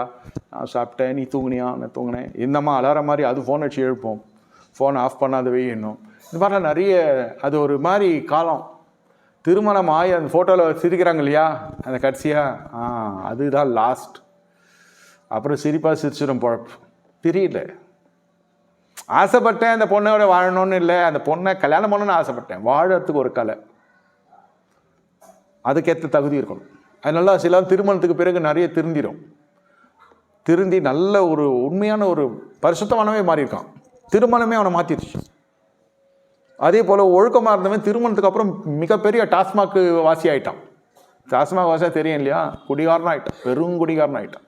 குடி மகனாக இருந்து குடிகாரனாக மாறி பெரிய அளவுக்கு மொடா குடிகாரனாக மாறிட்டான். பெக்கு ஜக்கு எல்லாம் போய் மக்கு பக்கெட் லெவலுக்கு போயிடுச்சு. ஆனால் குடி இல்லாமல் இருக்க முடியாது. குடி மட்டும் சொல்ல, அதாவது ஒரு துஷ்டத்தனத்துக்கு சொல்கிறேன். டாயினா பயந்து போனவங்களாம் அதுக்கப்புறம் பயங்கரமான ஆளாயிட்டான். முன்ன மாதிரி இல்லாமல் திருமணத்துக்கு பிறகு பொல்லாத மனுஷனை மாறிட்டான். எப்படி இந்த மனுஷன் எப்படி ஆயிடுச்சு திருமணம் சொல்கிறாங்க இல்லையா? ஒன்றும் இல்லை, விஷயம் வந்து சாதாரண விஷயம். இது நமக்கு ஆன திருமணத்தை எந்த மனுஷன் நொந்து கொள்கிறானோ அந்த மனுஷனுடைய வாழ்க்கையில் எல்லாமே கோளாறுகள் அதிகமாக இருக்கும். வேலைக்கு போனால் கூலி கிடைக்காது, வேலைக்கு போனால் கூலி கிடைக்காது, நல்ல எஜமான் கிடைக்க மாட்டான். வெளிப்புற வேலையில் ரொம்ப பெரிய சிக்கல் வரும். திருமண வாழ்க்கையில் நீங்கள் கொடுக்குற மிகப்பெரிய கர்த்தருக்கு கொடுக்குற உடன்படிக்கை என்னென்னா, வாழ்விலும் தாழ்விலும் எல்லா சுகத்திலும் துக்கத்திலும் இவளோடு நான் இருப்பேன், இந்த மனுஷனும் நான் இருப்பேன்னா 2 பேரும் தேவ சமூகத்தில் கைப்பிடிச்சு கொடுக்குறோம் பாஸ்டர் மாருங்க. அது உடன்படிக்கை அன்றைக்கே போயிடும். அந்த பிரியாணி சாப்பிட்டு கை கழுவுறோம் இல்லையா? மற்றவெல்லாம் கை கழுவிட்டு போகலாம், வாழ்க்கைக்கு டைம் பீஸு கப்பன் சாசர்லாம் கொடுத்துட்டு. என்ன, நம்ம கை கழுவக்கூடாது, நம்ம அப்போ தான் கை நினைக்கிறோம். நீடோழி இந்த உடன்படிக்கை உங்களுக்கு எப்பொழுதுமே ரத்தத்திலே இருக்கணும். உண்மையாக இருக்கணும், உண்மையாக இருக்கணும், உண்மையாக இருக்கணும். மனைவியை கண்டடைகிற நன்மையை கண்டடைகிறான். வசனம் சொல்லுது, கோவப்படக்கூடாது. இந்த வசனத்தை நான் சொல்றதுனால மனைவியை கண்டடைகிற நன்மையை கண்டடைகிறான்னா அது வந்து உங்கள் விவேகமுள்ள வாழ்க்கை அப்படி கொண்டு போகணும். குடும்பத்தை எல்லாமே ரெடிமேடாக இருக்காது. அவையே அப்படி பேசுனா, அந்த பெண்மணியே அப்படி பேசுனா, வளர்ப்பு சரியில்லை, 1000 பேர் 1000 சொல்லலாம், பெற்றோர் 1000 சொல்லலாம், விமர்சிக்கலாம். தவறாக தெரியாத பொண்ணை பார்த்து கட்டிட்டான்டா, உனக்கு சரியாக விசாரிக்கல, எங்களை மன்னிச்சிட்றா அப்படி கூட சொல்லலாம். இதெல்லாம் கேட்டெல்லாம் உடஞ்சி போகக்கூடாது. ஒரு ஆவிக்குரிய மனுஷன் எப்படி சொல்லணும்? அது எப்படிப்பட்ட ஒரு சவுலுடைய மகள் தாவீது, அவள் சவுலுக்கு தான் மகளாகவே இருந்தாள். ஒரே ஒரு வாட்டி தெரியாமல் அந்த அம்மா காப்பாற்றி விட்டுச்சு. அன்றைக்கே ஃபினிஷ் ஆகிருக்கும் தாவீது லைஃப். அது முக்கியமான தருணத்தை அந்த அம்மா ப்ரூவ் பண்ணிட்டாங்க, நான் உன்னுடைய மனைவின்னு. மற்றபடி அது சவுலுக்கு பெண்ணாக தான் இருந்துச்சு தவிர வேறு எந்த விதத்துலையுமே அந்த மீகாலுக்கு இந்த தாவீது ஏற்ற துணையான்னு சொன்னால் கேள்விக்குறியாகவே இருக்கும். ஆனால் தாவீது அந்த திருமணத்தை உடச்சிக்காமே போகிறாரு. அது பதவிக்கோ ராஜ்யபாரத்துக்கோ இவன் பதவியில் இருக்கிறான்றதுக்காகலாம். இந்த மனுஷனுடைய அபிஷேகத்தினால தானே அவனே சிங்காசில் உட்கார முடியுது. அதனால் மாமனார் போய் கேஸ் கொடுத்துருவாரு. மாமனார் நிறைய ஜட்ஜி தெரியும், வக்கீலாக இருக்கார், போலீஸ்காரங்களாம் தெரியும். அந்த பயத்துலலாம் வாழ நல்லா புரிந்து கொள்ளுங்க. மனுஷனுக்கு பயப்படுற பயம் கண்ணியை வருவிக்கும். கர்த்தருக்கு பயந்த பயம் அந்த திருமணத்திலே அவன் காணப்படுகிறான். எதிர்மறையாக ஒரு காரியம் செய்ததில்லை. இந்த மனுஷன் கர்த்தரால் ஆசீர்வதிக்கப்பட்ட மனுஷனை வந்தான். தேவ அபிஷேகம் பண்ணப்பட்ட மனுஷன். விருப்பம் எப்படி இருக்குன்னு கேட்டால், ஒரு விவாகத்தை உடைத்து கொள்ளணும்னு இருக்கக்கூடாது. இது நான் நடைமுறையிலே மிக தெளிவாக சொல்கிறேன். உண்மையிலே அந்த விவாகம் எனக்கு பொருந்தாத விவாகமாக இருக்கும் என்றால் கர்த்தர் நியாயம் தீர்ப்பார். கணவன் மனைவி இருக்கட்டும், அது என்னத்தான் நியாயம் கணவன் பண்ணட்டும், என்னத்தான் அட்டுழியம் மனைவி பண்ணட்டும், சொல்வதற்கு மிஞ்சி போகுது எல்லாம் தெரியுது. நம்ம சைன் பண்ணக்கூடாது. டிவோர்ஸ் பேப்பர் நம்ம சைன் பண்ணணும், நம்ம நோட்டீஸ் அனுப்பக்கூடாது. பயமுறுத்தலான்னு அனுப்பிச்சேன், அவன் திருந்துவான்னு அனுப்பிச்சேன், இது உலகம் சொல்லிக் கொடுக்கும். இதெல்லாம் சரிப்பட்டு வராது. ஸ்டேஷனுக்கு நட ஒரு கம்ப்ளைண்ட் கொடு, வரதட்சணை கேஸு கூட, ஏதாவது ஒன்று கூட அவனை அசிங்கப்படுத்த அவன் திருத்தணும். இதெல்லாம் வழி. ஒரு ஆவிக்குரிய கணேசனம் சகித்து கொண்டே இருக்கணும். நீங்கள் எந்த முயற்சியும் எடுக்கக்கூடாது. முயற்சினா என்ன? இந்த விவாகத்தை உடச்சி கொள்றதுக்கு இல்லை. நீங்கள் என்ன தான் நடக்குதுன்னு பார்க்கணும். தேவன் எழுந்துடலாம். நான் நிறைய திருமணத்தை நான் பார்த்துருக்கேன். 25 ஆண்டு காலத்தில் குடும்ப ஆலோசனை நான் சொல்கிறேன். நிறைய காரியங்கள் நான் பார்த்தது என்னென்னா, தேவன் எழுந்தருளி நியாயம் தீர்த்திருக்கார். மிகப்பெரிய பதவி, மிகப்பெரிய பட்டம், மிகப்பெரிய சம்பாத்தியம். நான் சொன்னது போல் சபையை அந்த மனுஷன் தத்தெடுத்துக்கும். அதாவது எதாவதுன்னா எது குறைவாக இருக்குதோ பாஸ்டர் சொல்கிற அளவுக்கு விட மாட்டான். டக்குன்னு லேக்ஸ் கணக்கில் ஓடும். மொத்த காங்கிரிகேஷன் கொடுக்குற காசு ஒரு மனுஷன் கொடுக்குற மனுஷன். அப்படி காணிக்கையெல்லாம் கொடுத்து வந்துருச்சுனாலும் இந்த காசை வந்து நீங்கள் பாஸ்டர் நீங்கள் வச்சுக்கோங்கன்னு சொல்கிறது. பாஸ்டருக்கு எப்படி இருக்கும்? இவனை தேவதூதம் போல தெரியும். பணம் மட்டும் சொல்ல, நான் பிள்ளைக்கு அட்மிஷனாக அவன் ஃபோன் அடிச்சா வாங்கி கொடுத்துருவான். அட்மிஷன் சரி, இந்த பணம்லாம் எடுத்து நான் கட்டணும் ஃபீஸ்னால், அங்கே போனால் பார்த்தா கட்டியாச்சு ஃபீஸு, அவர் கட்டிட்டாரு ஐயான்ட்டுருவான். எப்படி இருக்கும்? ஆழ்த்துவம், அதிகாரம், பண பலம், ஆள் பலம் எல்லாம் இருக்குது. கர்த்தர் எங்களுக்கு கொடுத்த ஒரு கொடை. வீட்டில் பார்த்தா மனைவி சிறுமப்படுத்தி நாசம் பண்ணி சபைக்கு அந்த அம்மா வந்து சொல்லும், பெரிய மனுஷனாச்சே, ஃபாஸ்ட்டு பெரிய மனுஷன் தானே, அபிஷேகம் பண்ணப்பட்டவங்க தேவ மனுஷனாச்சு, எடுபடாது, சத்தியம் எடுபடாது, இந்த அம்மாவுடைய நியாயம் எடுபடாது, ஏழை ஞானம் அசட்டை பண்ணப்படும். சபையில் நடந்தது. எட்டி எட்டி உதைப்பான் அந்த மனுஷன், காலால் எத்தி உதைப்பான். எத்தனைக்கும் அந்த அம்மாவும் சம்பாரிச்சுன்னு இருக்குது. அது 1 லட்ச ரூபா சம்பாதிக்கும், இவன் கொஞ்சம் அதிகமாக சம்பாதிக்கும், அவ்வளோதான் விஷயம். ஒரு காலகட்டம் வந்தது. இந்த சூழ்நிலையில் என்னுடைய அறிமுகம் கட்சி நானும் பயணம் பண்ணுறேன். என்கிட்டயே நல்லா பழகினார், என்கிட்ட எல்லாம் பார்த்தோன்னே புரிஞ்சுக்கிட்டாரு. ஆனால் இடைவெளி வைக்க ஆரம்பிச்சிட்டாரு அந்த சாரு. அந்த அம்மா வண்டி பாஸ்டரு, ஊழியக்காரு, தீர்க்க தரிசனம் நல்லா இருக்குன்ட்டு பழகி சத்தியத்துக்காக அவங்க என்னோட ஐக்கியத்தில் இருந்தாங்க. நான் இதே தான் சொன்னேன். விவாகரத்து வரைக்கும் போயிடுச்சு. நான் கோர்ட்டுக்கு வராமே வாங்குறேன்றான் இருந்தால், நானே கோர்ட்டுக்கு வராமே வாங்கிடுவேன் விவாகரத்து. நான் நினச்சதை சாதிப்பேன், என்னால் எல்லாம் செய்ய முடியும். பணம் இருக்குது, ஆள் இருக்குது, அறிவு இருக்குது, சாமர்த்தியம் இருக்குது, எல்லாம் இருந்து என்ன குடும்பத்தை வாழ வைக்கிறது இல்லை, குடும்பத்தை உடச்சிக்கொள். நான் கடைசியாக ப்ரேயர் ஜெபம் பண்ணிவிட்டு, என்ன சொல்கிறீங்க சொல்லுங்கள், ரொம்ப தொல்லை கொடுக்குறாங்க, சைன் பண்ணுறியா இல்லையா, ஏன் வேணான்ற, விவாகரத்து ஏன் தரமாட்டேன், நான் கொடுத்தா நான் பார்த்துக்கொள்வேன் என்னோடய வாழ்க்கையை, இப்படி போயின்னு இருக்கு. நான் கடைசியாக என்ன சொல்கிறீங்க, ஒரு ஊழியனா என்ன சொல்கிறீங்க சொல்லுங்கள். அந்த அம்மா பக்கத்தில் நான் நிற்கிறேன். நான் சொன்னேன், ஜெபம் பண்ணி பார்த்துட்டு சகிக்க தான் கர்த்தர் சொல்கிறார், வேறு ஒன்றும் இல்லை. அப்போ நான் சைன் பண்ணல, சகிக்கிறேன். திடீர்னு பார்த்தா எனக்கு ஒரு ஃபோன் கால் வந்துச்சு, ஒரு சில மாதத்துக்குள்ளே. உடனே நான் இந்த மாதிரி ஒரு பெரிய ஹாஸ்பிட்டலில் இருக்கிறாருங்க, நீங்கள் வந்து ஜெபம் பண்ணுங்க அப்படின்னா, நான் ஏதோ சாதாரணமாக போய் பார்த்தா ஒரு கால் ஆம்பிடேட் பண்ணியிருக்கேன் இந்த மனுஷனுக்கு. மழை வெளில வரல, மழை சிக்கல், ஒரு காலை காணும், மிகப்பெரிய அதிகாரி பார்த்து அப்படியே பார்க்குறார். அவங்க உடன் பிறப்பெல்லாம் சொல்கிறாங்க, ஜெபம் பண்ணுங்க எங்கள் தம்பிக்கு, அண்ணனுக்கு, இந்த உறவு முறை வச்சு சொல்கிறாங்க. பண்ணிவிட்டு எல்லாரும் வெளில வந்து சொல்கிறாங்க, ஒரு வார்த்தை சொல்ல, நீங்கள் தீர்க்க தரிசனம் ஃப்ளோ காணும். என்ன விஷயம், அவங்க அப்பயே தீர்மானிச்சிட்டாங்க. பழகியிருக்காங்க இல்லையா, எத்தனை வருஷம், படிக்க மாட்டான் தானே. கர்த்தர் சொல்லலம்மா, எனக்கு ஒரு வார்த்தை சொல்ல, நீங்கள் நேராக சொல்கிற மனுஷன், இவன் தேருவான் தேரலன்னு அப்படின்னா நான் வந்திருக்கவே மாட்டேன். ஏன் இந்த வாட்டி அமிச்சார்னு தெரில, கர்த்தரே அமிச்சார், பார்க்கும்படி அமிச்சார் போல இருக்கு. அந்த அம்மா அழுதுட்டு இருந்தது. என் வீட்டுக்காரர் பொழைச்சிட்டா போதும் ஐயா, எட்டி உடச்ச கால் தானே அது எடுத்ததுன்னு. ஆமாம், இன்னும் சில தினங்கள் கூட தாங்காது. மறுநாள் இறந்துட்டான். இந்த மாதிரி நான் நிறைய சாட்சிகள் சொல்லிக்கொண்டே போகலாம். ஒவ்வொரு வீட்டில் ஒரு அம்மா ரொம்ப ஆட்டம் போடுச்சு, இதே தான். அந்த மனுஷன் ரொம்ப, இது பெண்ணுக்கு நடந்தது நான் சொன்னேன். இதே மாதிரி ஒரு ஆண், அந்த மனுஷனும் நம்ம ஐக்கியத்தில் தொடர்பில் இருந்தோம். இதே தான் நான் சொன்னேன், நீங்களாக எதுவும் செய்யாதீங்க பார்க்கலாம். எங்கேருந்து வந்துச்சோ தெரில, ஒரு கேன்சர், பிரஸ்ட் கேன்சர், ஒரு மார்பு, அப்புறம் 2 மார்பு எடுத்து கொஞ்ச நாள் செத்துடுச்சு. இதை கால் எடுத்து மறுநாளே இறந்துட்டாங்க. டக்கு நியாய தீர்ப்பு இன்று மருத்துவ ரீதியிலே அந்த வாதைகள் வந்து கொண்டு தான் இருக்குது, இல்லைன்னு நினைக்காதீங்க. தேவன் அன்றுதான் தேவன், இன்று அல்ல. இப்போல்லாம் பணம் தான் இல்லை. தேவ சமூகம் கைவிடலாம், அதாவது ஆலயம் கைவிடலாம், ஆசாரியம் கைவிடலாம், ஆனால் தேவன் மட்டும் கைவிடாத தேவன். உங்கள் மன விருப்பம் எப்படி இருக்கணும்னா, நான் என் திருமணத்தை நொந்து கொள்ள மாட்டேன், நான் என் துணையை நொந்து கொள்ள மாட்டேன். 1000 பிழைகள் இருக்கட்டும், 1000 கரைகள் இருக்கட்டும், 1000 குற்றங்கள் இருக்கட்டும், பாஸ்டரே அவருக்கு சப்போர்ட்டாக பேசுகிறாருன்றதெல்லாம் இல்லை.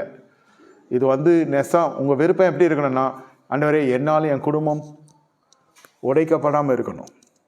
வெளியிலேருந்து பார்க்குறதுக்கு எல்லாமே பகட்டாக தெரியும், மின்னுக்குதான் பூச்சியாக தெரியும்.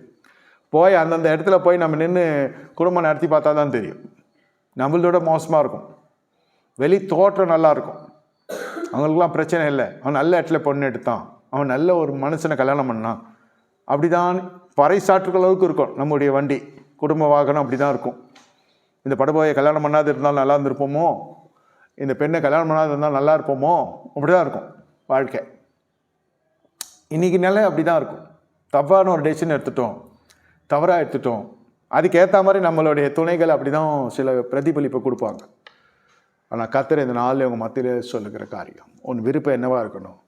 குடும்பத்தை உடைக்கிறதா இருக்குதா? யோசிச்சு பாருங்க. இதே வேலை தான் சிம்சோனின் மீது இந்த அபிஷேகம், பராக்கிரமத்தின் அபிஷேகம், நியாய தீர்ப்பின் அபிஷேகம். அந்த அபிஷேகம் சிம்சோனை போல யாருமே அப்படிப்பட்ட ஒரு அபிஷேகம் பெறல. அதாவது தேவன் கூட இருக்கிறார், சர்வவல்ல தேவன் கூட இருக்கிறார். திருமணமும் ஆச்சு, எல்லாம் கடகடன்னு நடந்தது. என்ன, ஈசாக்கு போலலாம் காத்து இல்லை, தாவீது போலலாம் ஒரு கிரயத்தை செலுத்தி திருமணம் செய்யலை. இவர் திருமணம் பார்த்தீங்கன்னாக்கா யாக்கோபு மாதிரிலாம் சஃபர் பண்ணி திருமணம் ஆகல. திருமணம் ஆச்சு, அதுக்கப்புறம் ராகேலா தெரில, இல்லையாலாம் இருக்கு. அதுக்கு தான் நான் சொன்னேன், இந்த நிச்சயதார்த்தான டைமில் ராகேலாக இருக்கும் எல்லாம். திருமணத்துக்கு அப்புறம் பார்த்தீங்கன்னா லேயாலாக தெரியும். அப்படி ஒரு ஆள் மாறாட்டம் இல்லை, மனம் மாறாட்டம். அப்புறம் நீ இதுக்கு தான் கல்யாணம் பண்ணிய என்ன? இது எவ்வளோ சீக்கிரம் புரிஞ்சுக்கினியோ அவ்வளோ புத்திசாலின்னு உலகம். எதுக்கு தெரியுமா அவள் கல்யாணம் பண்ண ஒன்று? ஏதோ ஒரு காரணத்துக்காக கல்யாணம் பண்ணான். அந்த காரணம் தெரிஞ்சிச்சுன்னா திருமணம் கசந்துரும். என்னென்ன காரணம் இருக்கட்டும். என்ன, நீங்கள் ரொம்ப அழகாக இருக்கிறீங்க, கல்யாணம் பண்ணேன்னு ஒரு மனுஷன் சொல்கிறான் மனைவியை பார்த்து. அழகுக்காக கல்யாணம் பண்ணனாக்கா இப்போ அழகு போயிடுச்சுன்னா அந்த கேள்வி வரும் மனசில். இல்லை, நீங்கள் இவ்வளோ ஆஸ்தியெல்லாம் வச்சுருக்கீங்க, இந்த மாதிரி தெரியாது நிறைய பொண்ணுங்க பேசியிருக்காங்க, இந்த மாதிரிலாம் வீடு வாசலாம் உருவாக்கியிருக்கீங்க. அவள் சொன்ன வந்த விதம் என்னன்னா, இவ்வளோ சின்ன வயசுல எல்லாம் புத்திசாலித்தனமாக பண்ணியிருக்கீங்கன்னு சொல்ல வந்தது. இவன் காதுக்கு அது எப்படி போச்சுன்னா, பணத்துக்காக தான் என்ன கல்யாணம் பண்ணியான்னு கேட்குற அளவுக்கு ஆயிடுச்சு. அதுதான் ரொம்ப இதெல்லாம் போய் நம்ம ஏன் என்ன கல்யாணம் பண்ணலாம் கேட்கக்கூடாது. ஆச்சா கமான் ஆனதே பெரிய விஷயம். இதில் வேற ஏன் பண்ண, எதுக்கு பண்ண? ஏதோ ஒரு போதையில் இருந்தால் கல்யாணம் பண்ணிட்டான், ஏதோ ஒரு மயக்கத்தில் இருந்தால் கல்யாணம் பண்ணிட்டான். ஆச்சா அல்லேலூயா சோத்திரம், அதோட புள்ள தான். அதுக்கு நடுவில் இந்த மாதிரிலாம் பேசிட்டு இருந்தால் அவ்வளோதான். அப்புறம் அது அவ்வளோதான். புள்ளன்னா அது ஒரு முத்தரை ஆயிடுச்சு. கல்யாணம் குடும்பம் நடத்தின்னு இருக்கணும். ஏன் என்ன கல்யாணம் பண்ண? நல்ல விதமாகவே கேட்குறான் புருஷன், ஏம்மா என்ன கல்யாணம் பண்ண? எத்தனையோ ஆண்கள் இருக்கு. அவன் சொல்லிட்டா, உன்ன மாதிரி ஒரு இழிச்சோ எனக்கு கிடைக்கல. இந்த புருஷன் பண்ணி தனியாக பேசுகிறப்ப சொல்லிட்டா. இவன் போய் இவன் நேரம் அம்மாட்ட சொல்லிட்டான். அவங்க அம்மா அப்படி தூக்கி, நான் வேஷ்டி கட்டிருக்கேன், அது புடவை தூக்கி சொல்றேன், ஏண்டி என் பிள்ளைய பார்த்த எழுச்சிவாய் மாதிரி இருக்குதா? அப்போ அவன் ஆத்த என்ன பார்த்து அப்படி இருக்குதா? அவன் அப்பன் ஜாடியில் இருக்கிறான்னு அடிக்கடி சொல்லாது. அப்போ எங்கள் வீட்டுக்காரை பார்த்தா அவனுக்கு எழுச்சிவாய் மாதிரி இருக்குதான்ட்டு கேட்டு பெரிய ஊதி ஊதி ஊதி அது பெருசாகி வெடிச்சு செதறி ஒரு மாதிரி ஆயிடுச்சு. புருஷன் நம்பி சொன்னா, அதுப்பா எங்க சொல்லிட்டான். அது பேர் சிம்சன் கூட நம்பி பொண்டாட்டின்னு சொல்கிற அளவுக்கு பண்ணிட்டான் அந்த பொண்ணு. சொல்லு சொல்லு சொல்லு. அதுதான் சொல்கிறேன், இந்த இடத்துலலாம் ஸ்பீட் பிரேக்கர் இருக்கணும். ஏன் கல்யாணம் பண்ண நான் இது வரைக்கும் கேட்டதே கிடையாது. ஏன் கல்யாணம் பண்ண, ஏன் எனக்கு அப்போ மெச்சூரிட்டி கம்மின்னு சொல்லிட்டான்னு வச்சுக்கோங்க. நான் என்ன சின்ன என்ன பாலிய கல்யாணம் ஆச்சு நமக்கு. ஏதோ அது ரொம்பலாம் கேட்கக்கூடாது. ஏன் கல்யாணம் பண்ண, ஏன் தான் பண்ணணும், அது உங்கள் தலையெழுத்து, உன் பாடு. அது உங்களை நீங்களே கேட்டுக்கணும், ஏன் தான் பண்ணணும் அப்படியெல்லாம். அதெல்லாம் உங்களோடே போவோம். இன்னொரு ஆள் அது துணையாகவே இருக்கட்டும், அது வேணையாக மாறிடும். அந்த வார்த்தைலாம் கேட்டிங்கன்னா, ஆணாக இருக்கட்டும் பெண்ணாக இருக்கட்டும், நீ ஏன் என்னை திருமணம் செய்தாய், அது சொல்லும். கவர்மெண்ட் ஜாப்பு சில பேர் அப்படி இருப்பாங்க, கவர்மெண்ட் ஜாப்புக்காகவே கல்யாணம் பண்ணணும். சில பேர் இங்கேயாவது பரவாயில்ல கவர்மெண்ட் ஜாப், அமெரிக்காவில் போய் ஏன் கல்யாணம் பண்ணால் க்ரீன் கார்டுன்னு ஒரு அம்மா, சிட்டிசன்ஷிப் கிடைக்குமா அது கல்யாணம் பண்ணால். அதுக்கு நான் அப்பா பொண்ணு வயசில் இருக்கிறேன், பரவாயில்லையா எப்படியா கொஞ்ச நாள் விட்ருவாங்க. ஆனால் அதுக்குள்ளே எனக்கு இது விசா ரெடி ஆகிடுது, அவன் பண்ண போகிறான். இன்னொன்று கேட்டால் என்ன சொல்கிறது, சொந்த வீடு இருக்குது, அது முற்பிதாக்கள் சொத்து, அந்த வீடெல்லாம் இவ்வளோ இருக்குது, இவ்வளோ வாடகை வருது, அதெல்லாம் கல்யாணம். இது எந்த பொண்ணை ஏன்னா கல்யாணம் பண்ணு கேட்டால் அவளுக்கு 4 வீடு இருக்குது, வாடகை வருது. அப்போ 2 பின்கோடுக்கு தான் கல்யாணம் ஆயிருக்குது. அதுதான் அதுக்குள்ளெல்லாம் போனோன்னாக்கா கசந்துரும் டாபிக். ஒரு நிறைய வீடு இருக்குதுன்னு கல்யாணம் பண்ணாங்க. கடைசியில் பார்த்தா உண்மையிலே வீடெல்லாம் இருந்துச்சு, ஆனால் பத்திரம் கிடையாது. இதுக்கு என்ன சொல்கிறது, முதல்ல கல்யாணத்துக்கு முன்னே பத்திரத்தை காட்டு, வாயத்தோற பல்லெல்லாம் தட்டி பார்த்தா கல்யாணம் பண்ண முடியும். மாடை வாங்குறோம், நம்ம இத்தனை வருஷம் இருக்கிறான், இந்த தெருவில் இருக்கிறான், இவ்வளோ வாடகை வருது, ஓகே கல்யாணம் பண்ணுறோம். அது பத்திரமே இல்லாத ஒரு இடத்துல ஆளுக்கு செஞ்சுருக்கிறான்னா என்ன பண்ண முடியும். இன்னொன்றுக்கு பத்திரம்லாம் இருக்குது, பத்திரம் இருக்குது, எல்லாமே வரிகிரி கட்டி டிப்டாப் பத்திரம். வருஷம் வருஷம் வெள்ளை அடிப்பான். அந்த வாடகை வாங்குறேன் இல்லையா, லேக்ஸ் கணக்கில் வருது. இது ஒரு மாதிரி குடும்பம். இந்த குடும்பம் எதுக்காக கல்யாணம் பண்ணனாக்கா, இது நல்ல ப்ராப்பர்ட்டி இருக்குது, ப்ராப்பர்ட்டியில் டாக்குமெண்ட் இருக்குது. அந்த டாக்குமெண்ட்டை நானே வேறு பார்த்தேன். ஏன் நானேன்னா, நம்ம தான் தெரியும் இல்லையா எப்படி பேசுவோன்னு, கொஞ்சத்தில் சாட்டிஸ்ஃபை பண்ண முடியாதுன்னு வாங்க எல்லாம். சூப்பர்ரா, நல்லா இருக்குதுண்ணா. இவன் கல்யாணம் பண்ண நேரம் ரோடு வருது, பாலம் கட்டுறேன், அது வந்து கவர்மெண்ட் ஃபுல்லாக இடிச்சு சொல்லிட்டான். வாடகையில் 10% தான் கொடுத்தான். வேறு எங்கன்னா போய் வாங்கிக்க நீ, அது ஒரு 1 கோடி ரூபா பிரச்சனை, ப்ராப்பர்ட்டின்னா எவ்வளோ கொடுப்பாங்க நஷ்டஈடு? கவர்மெண்ட் ரேட்டு போட்டு வச்சு கொடுத்து கட்டிட செலவெல்லாம் பாதி நீ அப்ரூவல் இல்லாமல் கட்டியிருக்கிற, அது நீயே காட்டணும் கவர்மெண்ட்டுக்குன்ட்டான். இது ஒரு மாதிரி போய் அதுக்கு தான் சொல்கிறேன், கல்யாணம் ஆச்சா? என்ன கல்யாணம் ஆச்சு? ஏன் ஆச்சு? ஆச்சுடா, ஆகக்கூடாதா எனக்கு? அப்படி தான் எடுத்துகிட்டு போகணுமே தவிர, இல்லை உனக்கே ஆயிருக்குது எனக்கு ஆகக்கூடாதா? எப்படியாவது பேசிக்கலாம். இது வந்து வெளியில் என்னன்னா பேசிட்டு வரலாம். ஏன்னா கேட்க போகிறான், சரியான பீத்தல்றாயவன், சரியான பெருமை பிடிச்சவன், லூஸு, இது மாதிரி எதாவது சொல்கிறோம். பொண்டாட்டிகிட்ட போய் எப்படி பேசலாமா நீ? நம்ம இல்லை புருஷங்கிட்ட போய் பேசலாமா? ஏன் என்னை திருமணம் செய்தாய்? என் தலையெழுத்து எல்லாம் இந்த பாவிங்கெல்லாம் சேர்ந்து கட்டி வச்சுட்டானுங்க. எதோ சொல்லுவான், நான் அவனை லவ் பண்ணேன், சும்மாவே ஏதாவன்னு சொல்லி வாய விட்டு மாட்டேன். என்ன அவளை லவ் பண்ணேன், இவளை லவ் பண்ணேன், அதுக்குள்ளே நீ வந்துட்ட, ஒன்றும் இருக்காது. நம்ம ஆள் அவ்வளோ தைரியமாக போய் சொல்கிறதுக்கெல்லாம் தைரியம் இருக்காது. ஒன் சைடு தான் பண்ணியிருப்பான். நான் கூட தான் சோனியா காந்தி பொண்ணை லவ் பண்ணேன்னா, நான் கூட தான் டெய்லி பார்க்காம இருக்க முடியாதுன்னு ஒருத்தன் கேட்டான், காலேஜ் படிக்கிறவன், எப்படிரா அது? நான் கேலண்டரில் இருக்குடா, ராஜீவ்காந்தி ஃபேமிலி ஃபோட்டோ, சோனியா காந்தி பொண்ணை பார்த்து தானே இருக்கும். ஐயோ, இதெல்லாம் ஒரு மாதிரி நகைச்சுவை. வெளியில் என்ன வேணால் பேசிடலாம், இது உள்ளே போய் பேச முடியுமா? வாய் என்ன அது? வாடகை விட்ருக்கோம் வாயை. கல்யாணன்றது அவ்வளோ விளையாட்டாக இருக்குது. சிம்சோன் இப்படி தான், வாய் சும்மா இல்லை. மாமியார் விட்டு போனியா, தின்னியா, உண்டியா, கழிஞ்சியா, அதாவது கையை கழுனியா, வாந்தியான்னு அங்கே போய் தன்னுடைய சாமர்த்தியத்தெல்லாம் காட்டுற மாதிரி போய் பண்ணி, அதுதான் சொல்கிறேன், வாலிபர்களுடைய வழக்கம் வந்தது பார்த்தீங்களா? அந்த ஊருக்கு போனால் எல்லாம் குடிப்பான், நம்ம போய் குடிக்க முடியுமா? அவன் சொல்லலாம், குடிக்கலாம் கூட பரவாயில்ல, காசு கொடுன்னு ஒருத்தன், நான் குடிச்சிட்டு வரேன், நீ குடிக்காத. சரி, காசு கொடுத்துட்டோம், வண்டி கொடு, போயிட்டு வந்துடும். டே நான் வரேன்னா கூட இப்படிதான் ஆரம்பிக்கும். வண்டி இவனை நம்பி எப்படி கொடு, குடியாரன்னு நம்பி. வண்டி ஒரு பக்கம் போயிடும், இவன் ஒரு பக்கம் போயிடுவான். நம்ம நாளைக்கு என்ன ஆகும்? நம்ம வண்டி எதை வச்சு வேலைக்கு போகிறோம். சரி வா, நான் ஓட்டுறேன். சரி ஓட்டு போனோன்னு கடைசியில் எப்படியாவது குடி இடத்துல உட்கார வச்சுருவான்.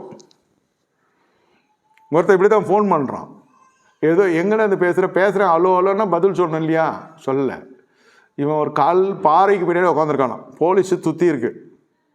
இவன் அலோன்ற இவன் பேசவே மாட்றான். நான் ஃபோன் கட் பண்ணிட்டு அப்புறம் திருப்பி ஃபோன் பண்ணி சொல்கிறான், இந்த மாதிரி ஆயிடுச்சு, எங்கேயோ கல் வாங்கி தரேன்னு சொல்லி கூட்டின்னு போயிட்டு அங்கே கள்ளசாரம் வைக்கிற இடத்துல கூட்டின்னு போயிட்டான். நம்மளுக்கு அது சுத்தமாக தெரியாது டாப்பிக்கே. திடீர்னு இவங்க கூட எல்லாம் ஓடி போயிட்டானுங்க.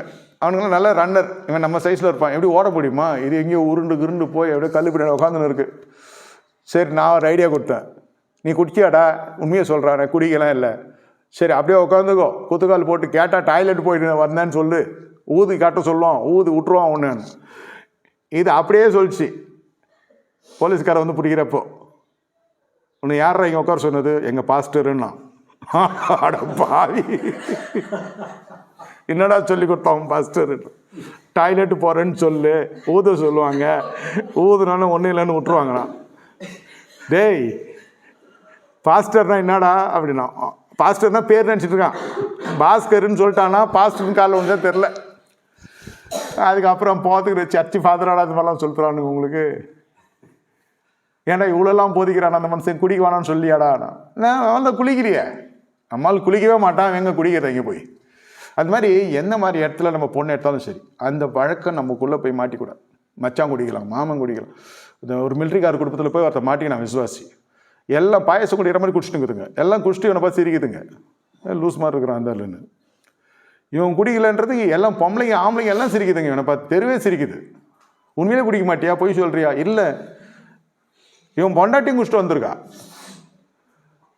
எதுவாக இருந்தாலும் வாலிபர்களுடைய வழக்கம், அந்த பழக்கம் நமக்கு இருக்கக்கூடாது. ஆவிக்குரியவர்கள் அதெல்லாம் விருப்பமும் இருக்கக்கூடாது. சில பேருக்கு வர்ணிச்சு கேட்பான், அப்படியா இதெல்லாம் ஊற்றி குடிச்சியா, அது ஊற்றி குடிச்சியா, இதெல்லாம் குடிச்சிட்டு எப்படி இருக்கும்? கசுக்குமா, தித்திக்குமா, தேங்காய் தண்ணிமா இருக்குமா, ஃபெனாயில்மா இருக்குமானா, அப்புறம் நாளைக்கு உள்ளே போயிடலாம். அந்த விருப்பம், இதெல்லாம் பிசாசு கொடுக்குற விருப்பம். அந்த பக்கம் சரி பொண்ணு எடுத்துட்டோம், தெரியாமல் ஒரு குடிகாரன் ஃபேமிலியில் மாட்டிக்கணும், தெரியாமல் ஒரு கடங்காரன் வீட்டில் மாட்டிக்கணும். அவன் சும்மா இருக்க மாட்டான், எங்கேயாவது வாங்கி கொடுணுமா. நேராக ஏதாவது உனக்குன்னு கேளு, எனக்குன்னு கேட்காத, வாங்கியாவது கொடு. இந்த வழக்கம் எனக்கு இல்லை. இல்லை, இது உண்மையே சொல்கிறேன். இந்த மன விருப்பம்லாம் வச்சுக்கூடாது. எப்படியாவது ஒரு முத்திரையை பதிக்கணும், எப்படியாவது ஒரு என் மனசில் ராசாவை நம்ம உட்காரணுன்ட்டு ஏதாவது ஒன்று பண்ண போயிட்டு அவன் பயங்கரமான டிமிக்கியாக இருப்பான். நம்ம ஒனேசிமோ மாதிரி. ஒனேசிமோ தெரியுமா? புதிய ஏற்பாட்டில் காலைல சர்வீஸ் வந்து சாயங்காலம் சர்வீஸ் வரமாட்டான். என்ன, சாயங்காலம் சர்வீஸ் வரலாம், காலைல வரமாட்டான். ஃபர்ஸ்ட் சர்வீஸ் வந்து செகண்ட் சர்வீஸ் வரமாட்டான். சபையில் கடன் வாங்கிட்டான். என்ன, பிலேமோனுன்னு ஒரு அதிகாரம் இருக்குது, ஒரு எபிசோட் இருக்குது, தெரியும், நிருபம். அவனுக்கு பவுல் எழுதுறார், ஒனேசிமோ முன்ன மாதிரி இல்லைரா ராசா. பிலேமோனே பவுல் தான் உருவாக்குனார். முன்ன மாதிரி அவனும் ஒரு ஆவிக்குரிய மகன், எனக்கு நடுவில் எதோ மாட்டிக்கினான், முன்ன மாதிரி இல்லை, அவன் ரொம்ப நல்லவன் ஆகிட்டான். அப்படி அவன் கடன் வாங்கியிருந்தான்னா சொல்லு, நான் தரேன். ஒரு உத்தம ஊழியன் இன்னொரு உடன் ஊழியனோ அல்லது ஒரு விசுவாசியோ கடன் பட்டிருக்கான், எப்படி பேசுகிறாங்க பாருங்கள். அபிஷேகம் பண்ணப்பட்டவனோட விருப்பம் அதான் ஒரு விஷயம். இப்போ ஒரு எக்ஸாம்பிள், ஒரு சம்பவம் வருது.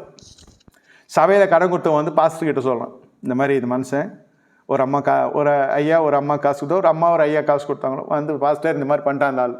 அப்படியா? அவன் எல்லார்ட்டையும் அவன் எல்லாம் பழைய லிஸ்ட்டெல்லாம் எடுத்து கொடுக்குறான் பாஸ்டர். இன்னும் தெரியாது அவனுக்கு இதே வேலை.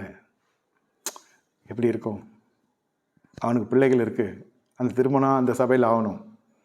இது கொடுத்த மவராசி சும்மா இருக்க மாட்டான், அந்த மேட்ரு தான் மேட்ரை பார்க்க மாட்டான். இவன் தான் பண்ணியிருக்கானாமான்ட்டு எல்லார்ட்டையும் போய் சொல்லுவான். எப்படி இருக்கும்? ஆவிக்குரிய சபை ஒனேசிமோ அப்படிப்பட்ட ஏதோ ஒரு சுச்சுவேஷனில் கடன் வாங்கிட்டான், அப்புறம் திருந்திட்டான். கடன்லாம் வாங்கக்கூடாதுன்னு திருந்த டைமில் கடன் அடைக்க காசு இல்லை. பர்ஃபெக்டாக இருக்கும். மனம் திரும்புகிறப்ப வட்டி கட்டக்கூட காசு இருக்காது.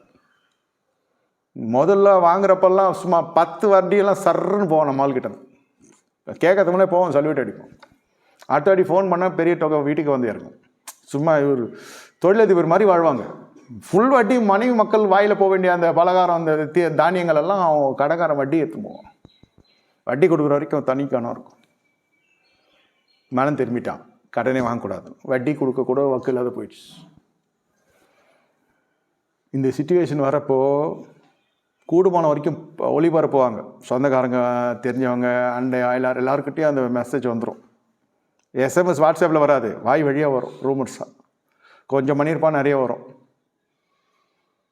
இந்த மாதிரி சூழ்நிலையில் தான் பவுல் வந்து சப்போர்ட் பண்ணுறார் ஒனேசிமுக்கு. அவனை பிலேமோனே அவனை கொஞ்சம் சேர்த்துக்கோ, அவன் முன்ன மாதிரி இல்லை, திருந்திட்டான்.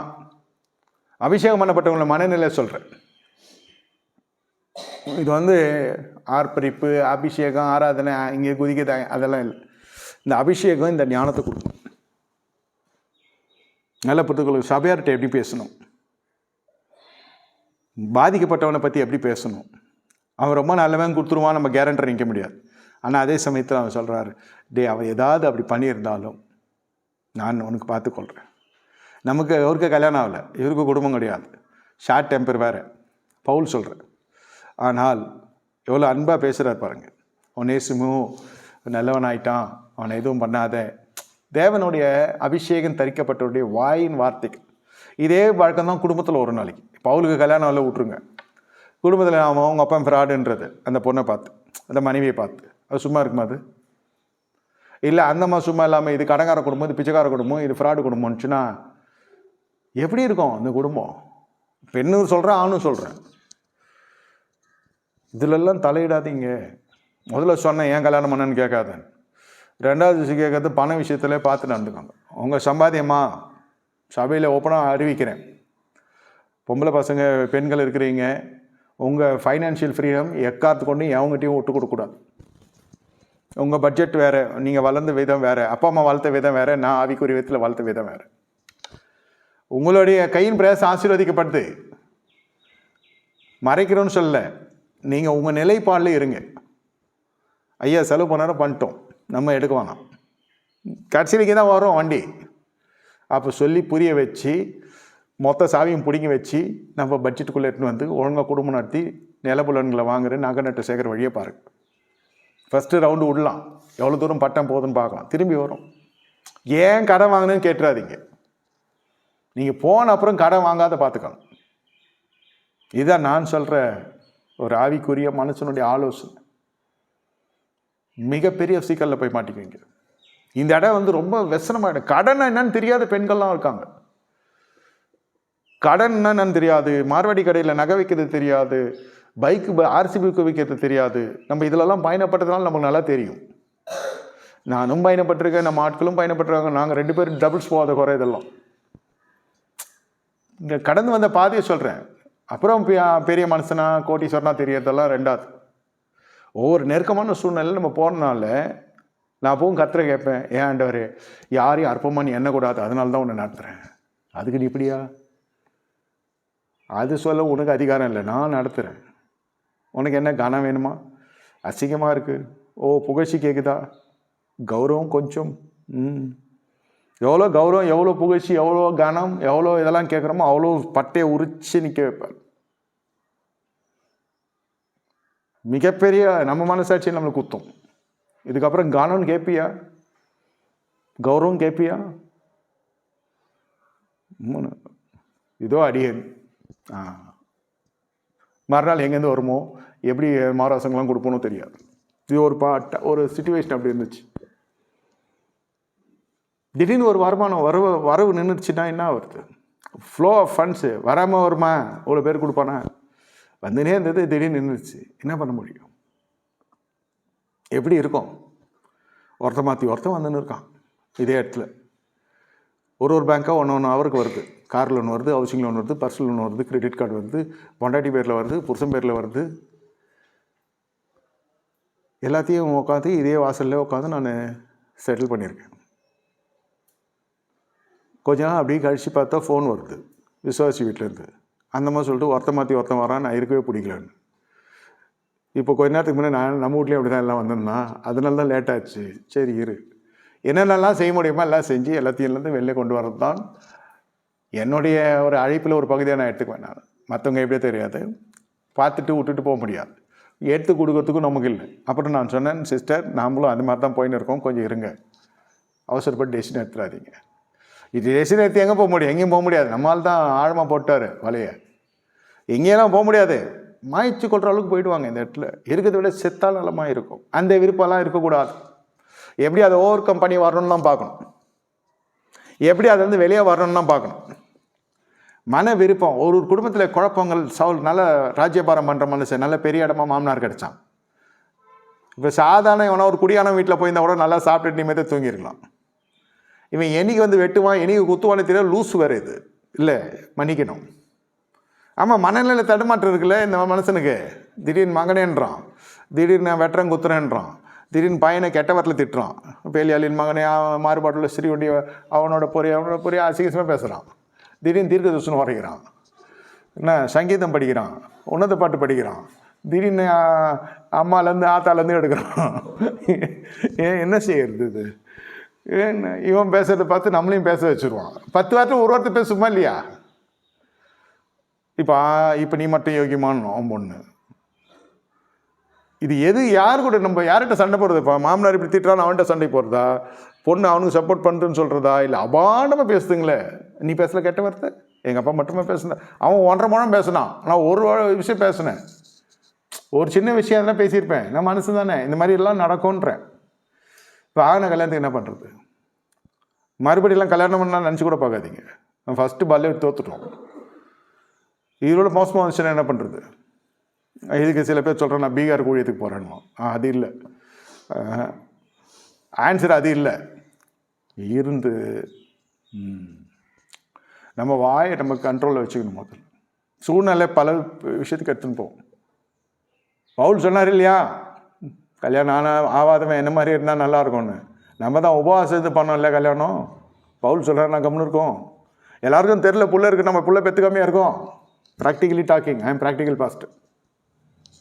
அதெல்லாம் இருக்குதான் ஏன் செய்யும். பவுல் அழைப்பு, அதனால் அவர் கல்யாணம் பண்ணிக்கிட்டேன். நம்ம அழைப்பு கல்யாணம் பண்ணி பலிக்கு போயிருக்கணும். சபையில் அது மாதிரிலாம் யாரும் இருக்கக்கூடாது, கல்யாணம் பண்ணிக்க மாட்டேன் அப்படின்னா நான் இல்லை பாஸ்ட் உங்களுக்கு. ஏன் ஐயா இவ்வளோ சொல்லிட்டு எப்படி பண்ணுவோன்றீங்க? சொல்லாது இருந்தாலாவது பண்ணியிருப்பான், எல்லாம் டிசம்பருக்குள்ளேயாவது பண்ணியிருக்கலாம். இவ்வளோ சொல்லிட்டு அவன் விருப்பம், உன் விருப்பத்தை சொல்லும், அதன்படி செய்து முடிப்பேன். என் மாமனார் சாவன ஆண்டவர் எண்ணும். இந்த மாதிரி தான் ஒரு ஊரில் போய் சொல்லிச்சு ஒரு அம்மா, எங்கே இருக்கிறதும் திடீர்னு தேடி இவ்வளோ பேர் எப்படி வந்தாங்கன்னு பார்த்தேன். வரவேற்பு இல்லாத ஊராச்சே இது. எப்படின்னு பார்த்தா அருள் பாஸ்டர் ஜெபம் பண்ணார், அன்றைக்கி நைட்டு எங்கள் மாமியார் செத்து போச்சு, அல்லேலூயான்னுச்சு. எல்லாரும் தேடி வந்துட்டாங்க, எனக்கு ஜெபம் பண்ணு, எங்கள் வீட்டுக்கு ஜெபம் பண்ணு, எங்கள் மாமியார் ரொம்ப ட்ரெஸ்டர் பண்ணுது, எங்கள் மாமியார் ரொம்ப பிரச்சனை பண்ணுது, வா வான்னு. இந்த மாதிரி ஒரு நாட்டிலே நடந்துச்சு. இல்லை ஏன் சொல்கிறேன்னா, நம்ம விருப்பத்தை சொல்லணும்னா எங்கள் மாமியார் கண்ணமோன்னு போன கிறிஸ்மஸுக்கே போயிருக்கணும், போகல. ஈஸ்டர் வரைக்குமாவது அதுக்குள்ளேயாவது ஆண்டவர் அற்புதம் செய்யணும். நம்ம போய்ட்டு அந்த மாதிரிலாம் பண்ணிங்கன்னா ஆமாம், நான் பார்த்துருக்கேன். நல்ல கொரோனாலே போகல, சிக்கன் குனியாக போகல, பன்றி காய்ச்சல், மூளை காய்ச்சல், எந்த காய்ச்சலையும் போகல ஆண்டி. அது ஸ்திரமாக இருக்குது. நம்மளால் ஒண்டி கொரோனா வந்து அப்படியே நொண்டின்னு இப்படி ஒரு மாதிரி வந்துச்சு. இதெல்லாம் டயட்டில் இருக்கானு இல்லை, கொரோனா வந்துட்டு போச்சு. இந்த கொரோனா டைமில் நான் இங்கே பாட்டுக்கு மேலே இருந்து உபவாசம் இருந்து ஜெபம் பண்ணி கொண்டு இருக்கேன். கர்த்தர் ஒரு வீட்டை காமிச்சு போய் ஜெபம் பண்ணு. நான் வழக்கம் போல் நேராக போனால் ஃபோன் அடிச்சே எடுக்கலை. வீட்டுக்கிட்ட போயிட்டேன், 3 மாடி, லிஃப்ட்டு வேறு வேலை செய்யலை. அப்போ தான் எல்லாம் சீக்கிரமாக இருந்தாங்களே, லிஃப்ட்டு கூட போடல. படிக்கட்டு ஏறி போய் என்னமோ கர்த்தர் காமிக்கிறோம் விசுவாசிட்டு போய் பார்த்தா ஸ்டிக்கர் ஒட்டியிருக்கான், இந்த வீட்டில் கொரோனா வந்துருக்குன்னு. ஆண்டவரே இது என்ன, இது சோதனை. தைரியமாக பேசினேன். காலிங் பில் அடிச்சா திறக்க மாட்டேங்குதுங்க, கார்பரேஷனில் வந்துலாம் புஷ்ணு போகிறதுக்குன்னு. அந்த காலம் அது. சிஸ்டர் நான் தான் வந்திருக்கிறேன் பாஸ்டர் அருள்னா அவங்களுக்கு அப்படியே மலர்ச்சியாகி திறந்து, உங்களுக்கும் கொரோனாவா? நாங்கள் ஏன் உங்களுக்கெல்லாம் கொரோனாவா? நான் தப்பாக விட்டானா? நம்ம விசுவாசி ஆயிடுச்சேண்ணா. இல்லை, எல்லாருக்கும் கொரோனா. இப்போ வந்து கூட்டின்னு போகிறான் வண்டியில், அதுக்கு முன்னாடி நீங்கள் வந்துருக்கிறீங்கன்னுச்சு. இப்போ வரைக்கும் இல்லை கொரோனா, இப்போ தொத்துனா தொத்திக்கும், நான் அதுக்குள்ளே ப்ரே பண்ணிட்டு போயிடுறேன் வாங்க அப்படின்ட்டு எல்லாருக்கும் ஜெபம் பண்ணிட்டு வந்தேன். அப்புறம் போனாங்க, ஏதோ ஒரு இடத்துல படுக்க வச்சாங்க இவங்கள, ஏதோ ஹாஸ்பிட்டல்லையோ இல்லை ஸ்கூல்லையோ. அப்புறம் ஒரு வாரத்தில் எல்லாம் வந்துருச்சுங்க வீட்டுக்கு. அந்த டைமில் எவ்வளோ பயமாக இருக்கும். ஊரே செத்து மனுஷனுக்குது. ஒரு போனதுக்கு முன்னாடி 50 பேர் போன காலம் போய் 50 போனதுக்கு முன்னாடி 5 பேர் போகிறதுக்கு பயந்த காலம் அது. அது மாதிரி தேவன் நடத்துக்கிற பாதை எது இருந்தாலும் நம்ம வாய் வச்சு ஒழுங்காக இருக்கும். ஊழியமாக இருக்கட்டும், உலகமாக, சமுதாயமாக இருக்கட்டும், குடும்பமாக இருக்கட்டும், கணவனாக இருக்கட்டும், மனைவியாக இருக்கட்டும், வாயை ஒண்டி ஒழுங்காக வச்சுட்டா. ஏன் கல்யாணம் ஆச்சு, ஏன் உங்கள் வீட்டில் பண பிரச்சனை, ஏன் உங்கள் அப்பா அம்மா கடன் வாங்கினாங்க, ஆணும் கேட்கக்கூடாது பெண்ணும் கேட்கக்கூடாது. நீங்கள் கடன் வாங்காத வாழ்ந்துக்கூடாது. சில பேர் உண்மையிலே அது பழக்கம் இருக்காது. இன்னும் சிலது வந்து போனப்போ சிஎஸ்ஐ மாதிரி போவோம். பொண்ணு 3-4 மாதத்துலேயே பெந்தகோஸ் மாதிரி ஆகிடுவான். தெரியல என்ன சொல்ல வரேன்னு. நகை ஜகத் தேர் மாதிரி போவோம் அழகாக. இது பார்க்குறப்ப கல்யாணம் ஃபோட்டோவை பார்க்குறப்ப தெரிஞ்சுக்கணும், இந்த நகைலாம் இந்த மாதிரி இருந்துச்சு ஒரு காலத்தில். அது ஃபோட்டோ தான் சாட்சி. இல்லை உண்மையிலே அந்த உமா கோல்டு அந்த கோல்டு 1 கிராம்லாம் இல்லை, உண்மையிலே சரவணா ஸ்டோர்ஸ் மாதிரி அமிச்சாங்க, தங்க கடை மாதிரி அமிச்சாங்க. நம்மளால் ஒரு 6 மாதத்தில் அல்லேலூயா கத்தரை கொடுத்தார் கத்தரை எடுத்தார்ன்ற மாதிரி பண்ணிட்டான். எப்படி இருக்கும் அது சும்மா இருக்குமா? இல்லை அவன் அம்மா தான் சும்மா இருப்பானா? 50 வருஷம் உழைப்பு, 40 வருஷம், அது அவங்க அம்மா போட்டது, அவங்க அம்மாவுக்கு எல்லாம் சேர்த்து போட்டு அமிச்சாங்க அந்த படுபாய்க்கு. அவன் என்ன பண்ணான், யோபு போல ஒரே நாளில் எல்லாத்தையும் எடுத்து போட்டார் கர்த்தர்னா. அடப்பாவி, எடுத்து அடகு வச்சு எங்கடா அடகு வச்சு அதையாவது காட்டான் விற்றுப்புட்டான். இந்த மாதிரி நிறைய விஷயம் நடந்திருக்கு. எல்லாத்துக்கும் நம்ம கம்முன்னு இருக்கணுமான்னு கேட்டால் அதுக்கு தான் சொல்கிறது, அளந்து போடுங்க, அழகாத போடாதீங்கன்றது. மொத்தமாக போய் நிற்ப அவன் எதிர்க்க, யார் என்னன்னே தெரில, கல்யாணம் தான் இருக்குது, அதுக்கு முன்னாடி போய் ஃபுல்லாக போட்டு போய் நின்னா. இல்லை கல்யாணத்துக்கு காட்டுறதுக்காக நின்னோம் ஐயா, எல்லோரும் வருவாங்க இல்லையா? ஆமாம், ஒருத்தன்லாம் ஒருத்த ஐடியா கொடுத்துருக்க மாட்டான் அவரு உருவ எல்லாத்தையும். இது ஃபஸ்ட் நைட்டில் கைடிச்சு நகை, அப்புறம் போடலாம் அப்பயே தூக்கிட்டான் நம்மால். 3 மாதம் ஓட்டிடுறான். இது போய் பொண்ணை கொடுத்த அம்மாவும் அப்பாவும் சிறைச்சாலில் போய் கல்வர்களுக்கெல்லாம் ஜெபம் பண்ணுறாங்களாம். திருட்டு பையன் வீட்டிலே வச்சுருக்கேன், இங்கே வந்து ஊழியம் பண்ணுறதை விட்டுட்டு நீ சிறைச்சாலைக்கு போய் ஊழியம் பண்ணுற, ஆஸ்பத்திரிக்கு போய் ஊழியம் பண்ணுற, எல்லா களவாளித்தனமும் நம்ம வீட்டிலே இருக்கும். நான் இங்கேயும் தேடி போவானா, பீகார் போகிறேன், ஹரியானா போகிறேன், ஆதிவாசிக்கு போகிறேன், காட்டுவாசிக்கு போகிறேன், எல்லாம் இங்கே இருக்கேன். எல்லாம் துன்மார்க்கேன், அயோக்கியம், பாவி, மகாபாவி எல்லாமே இருக்குது. ஒரு நகை போட்டு அமிச்சா ரிட்டன் வரல. நோவா காலம் மாதிரி ஆயிடுச்சு. காக்கா போச்சு வரவே இல்லை, நகை போச்சு வரவே இல்லை. இதெல்லாம் திரும்பி சம்பாதிக்க முடியாது. அவன் ஃபுல்லாக இருக்கான். இது பேராசை. வாடகை வீடு நல்லா பெயிண்ட் அடித்து நல்லா சுண்ணாம்பெலாம் அடித்து அழகாக வச்சுருக்கான். ஓனர் தூரமாக இருக்கிற வீட்டில் வாடகை இருக்கான். கேட்டோன்னே சொந்த வீட்டுக்கார மாதிரி பேசியிருக்கான். இதை போய் எப்படி கேட்குறது, இது உங்கள் ஓன் ஹவுஸான்னு கேட்டால் மாப்பிள்ளை வேணான்ற போகிறான்னு சொல்லி கொடுத்த பொண்ணு அது. அவன் ஓன் ஹவுஸே இருந்தாலும் வீட்டில் இருந்தாலும் நம்ம பார்த்துன்னு இருப்போம். இது அவ்வளோ வாடகை விட்டு அவ்வளோ பாலிஷாக வச்சு இங்கிலீஷ்லாம் பேசி எல்லாம் அவங்க அந்த அம்மா சொன்னேன். அந்த அம்மா அப்பவும் என்கிட்ட இப்படி தான் சொல்லிச்சு, துக்கத்திலே சொல்லிச்சு, உங்களை மாதிரி கருப்பாக இருந்தால் நான் நம்பியிருக்க மாட்டேன் பாஸ்டர், எல்லாம் வீட்டில் வெள்ளையாக இருந்தாங்கன்னுச்சு. 100 பவுன் போனது பார்த்தா அது கேள்வி உனக்கு கலரை பற்றி சொல்கிறியா? இப்போ வாய் சும்மா இருக்க மாட்டேங்குனே சிஸ்டர். வாயால் பெரிய பிரச்சனை வரும். போட்டு 100 பவுன் போட்டு நீ இன்னும் அழகு காட்டணும் என்கிட்ட இவ்வளோ இருக்குன்னு. அது ஒரு நாள் தானே போட முடியும். அவனும் அதான் சொன்னான், ஒரு நாள் தானே போட முடியும். இந்த ஒடியானமெல்லாம் இங்கேருந்து வயிற்றில் போட முடியுமா? இருக்க உண்டாகும் குண்டாகும். அது லூஸ் பண்ணி கூட போடலாமா அவங்க அம்மா சொல்லுது. அதெல்லாம் எவன் பார்த்தான்? உடனே அவர் 20 சவரம் போச்சு ஒடியானத்தில். காசு மேலே 10 சவரம். நம்மளுக்கே ஓரளவுக்கு கணக்கு தெரியும். ஒரு வலையில் 2 சவரம். அப்படி பார்த்தா அப்படியே உருவே பார்த்தாலே மேலே பார்த்தாலே 40 சவரம். இதெல்லாம் இன்னொரு செட்டும் கொடுத்தேன். ஒரு செட்டு கொடுத்து வலிச்சியா கம்னு வைக்கலாம் இல்லை, கிறிஸ்மஸ் வரான் பார்த்து எதனா செய்யலாம் இல்லை. மொத்தம் 100 பவுன் போடணும். இவன் அப்படி பில்டப் கொடுத்துறான். அமெரிக்காவிலேருந்து ஆஸ்திரேலியா வரைக்கும் பேசியிருக்கான். எப்படி தான் பேசுகிறாங்களோ தெரியல, நமக்கு தெரியல. அதெல்லாம் ஃபுல்லாக போச்சா? வாயால் இருந்து எல்லாம் உழைச்சி வச்சிருந்து கூட விருப்பம் இதெல்லாம் இருக்கக்கூடாது. அதுக்கப்புறம் இந்த திருமணத்தை உடைக்கணும்னு நினைக்கிறது அதோட மகாபாவம் எடுத்தோம். அதான் சொல்கிறேனே, நியாய தீர்ப்பு கர்த்தருடையது. கணவனாக இருக்கட்டும், அசுசியான உறவாக இருக்கட்டும், கள்ள தொடர்பாக இருக்கட்டும், வேசித்தனமாக இருக்கட்டும், எவ்வளோ உச்சகட்டமாக இருக்கட்டும், பொருளாதாரத்தில் ஒரு உண்மை இல்லாத ஜனங்களாக இருக்கட்டும், திருமணம் ஆச்சா, கத்த சமத்தில் ஆச்சா, அப்படி எப்படி இருந்தாலும் நான் வாழ்ந்து தான் ஆகணுமான்னு கேட்டால் வேறு வழி இல்லை. ஆவிக்குரிய விருப்பம் எப்படி இருக்கணும்னா, திருமணம் உடைக்கப்படக்கூடாது. மிஞ்சி போனால் கர்த்தர் தான் நியாயம் செய்யணும்.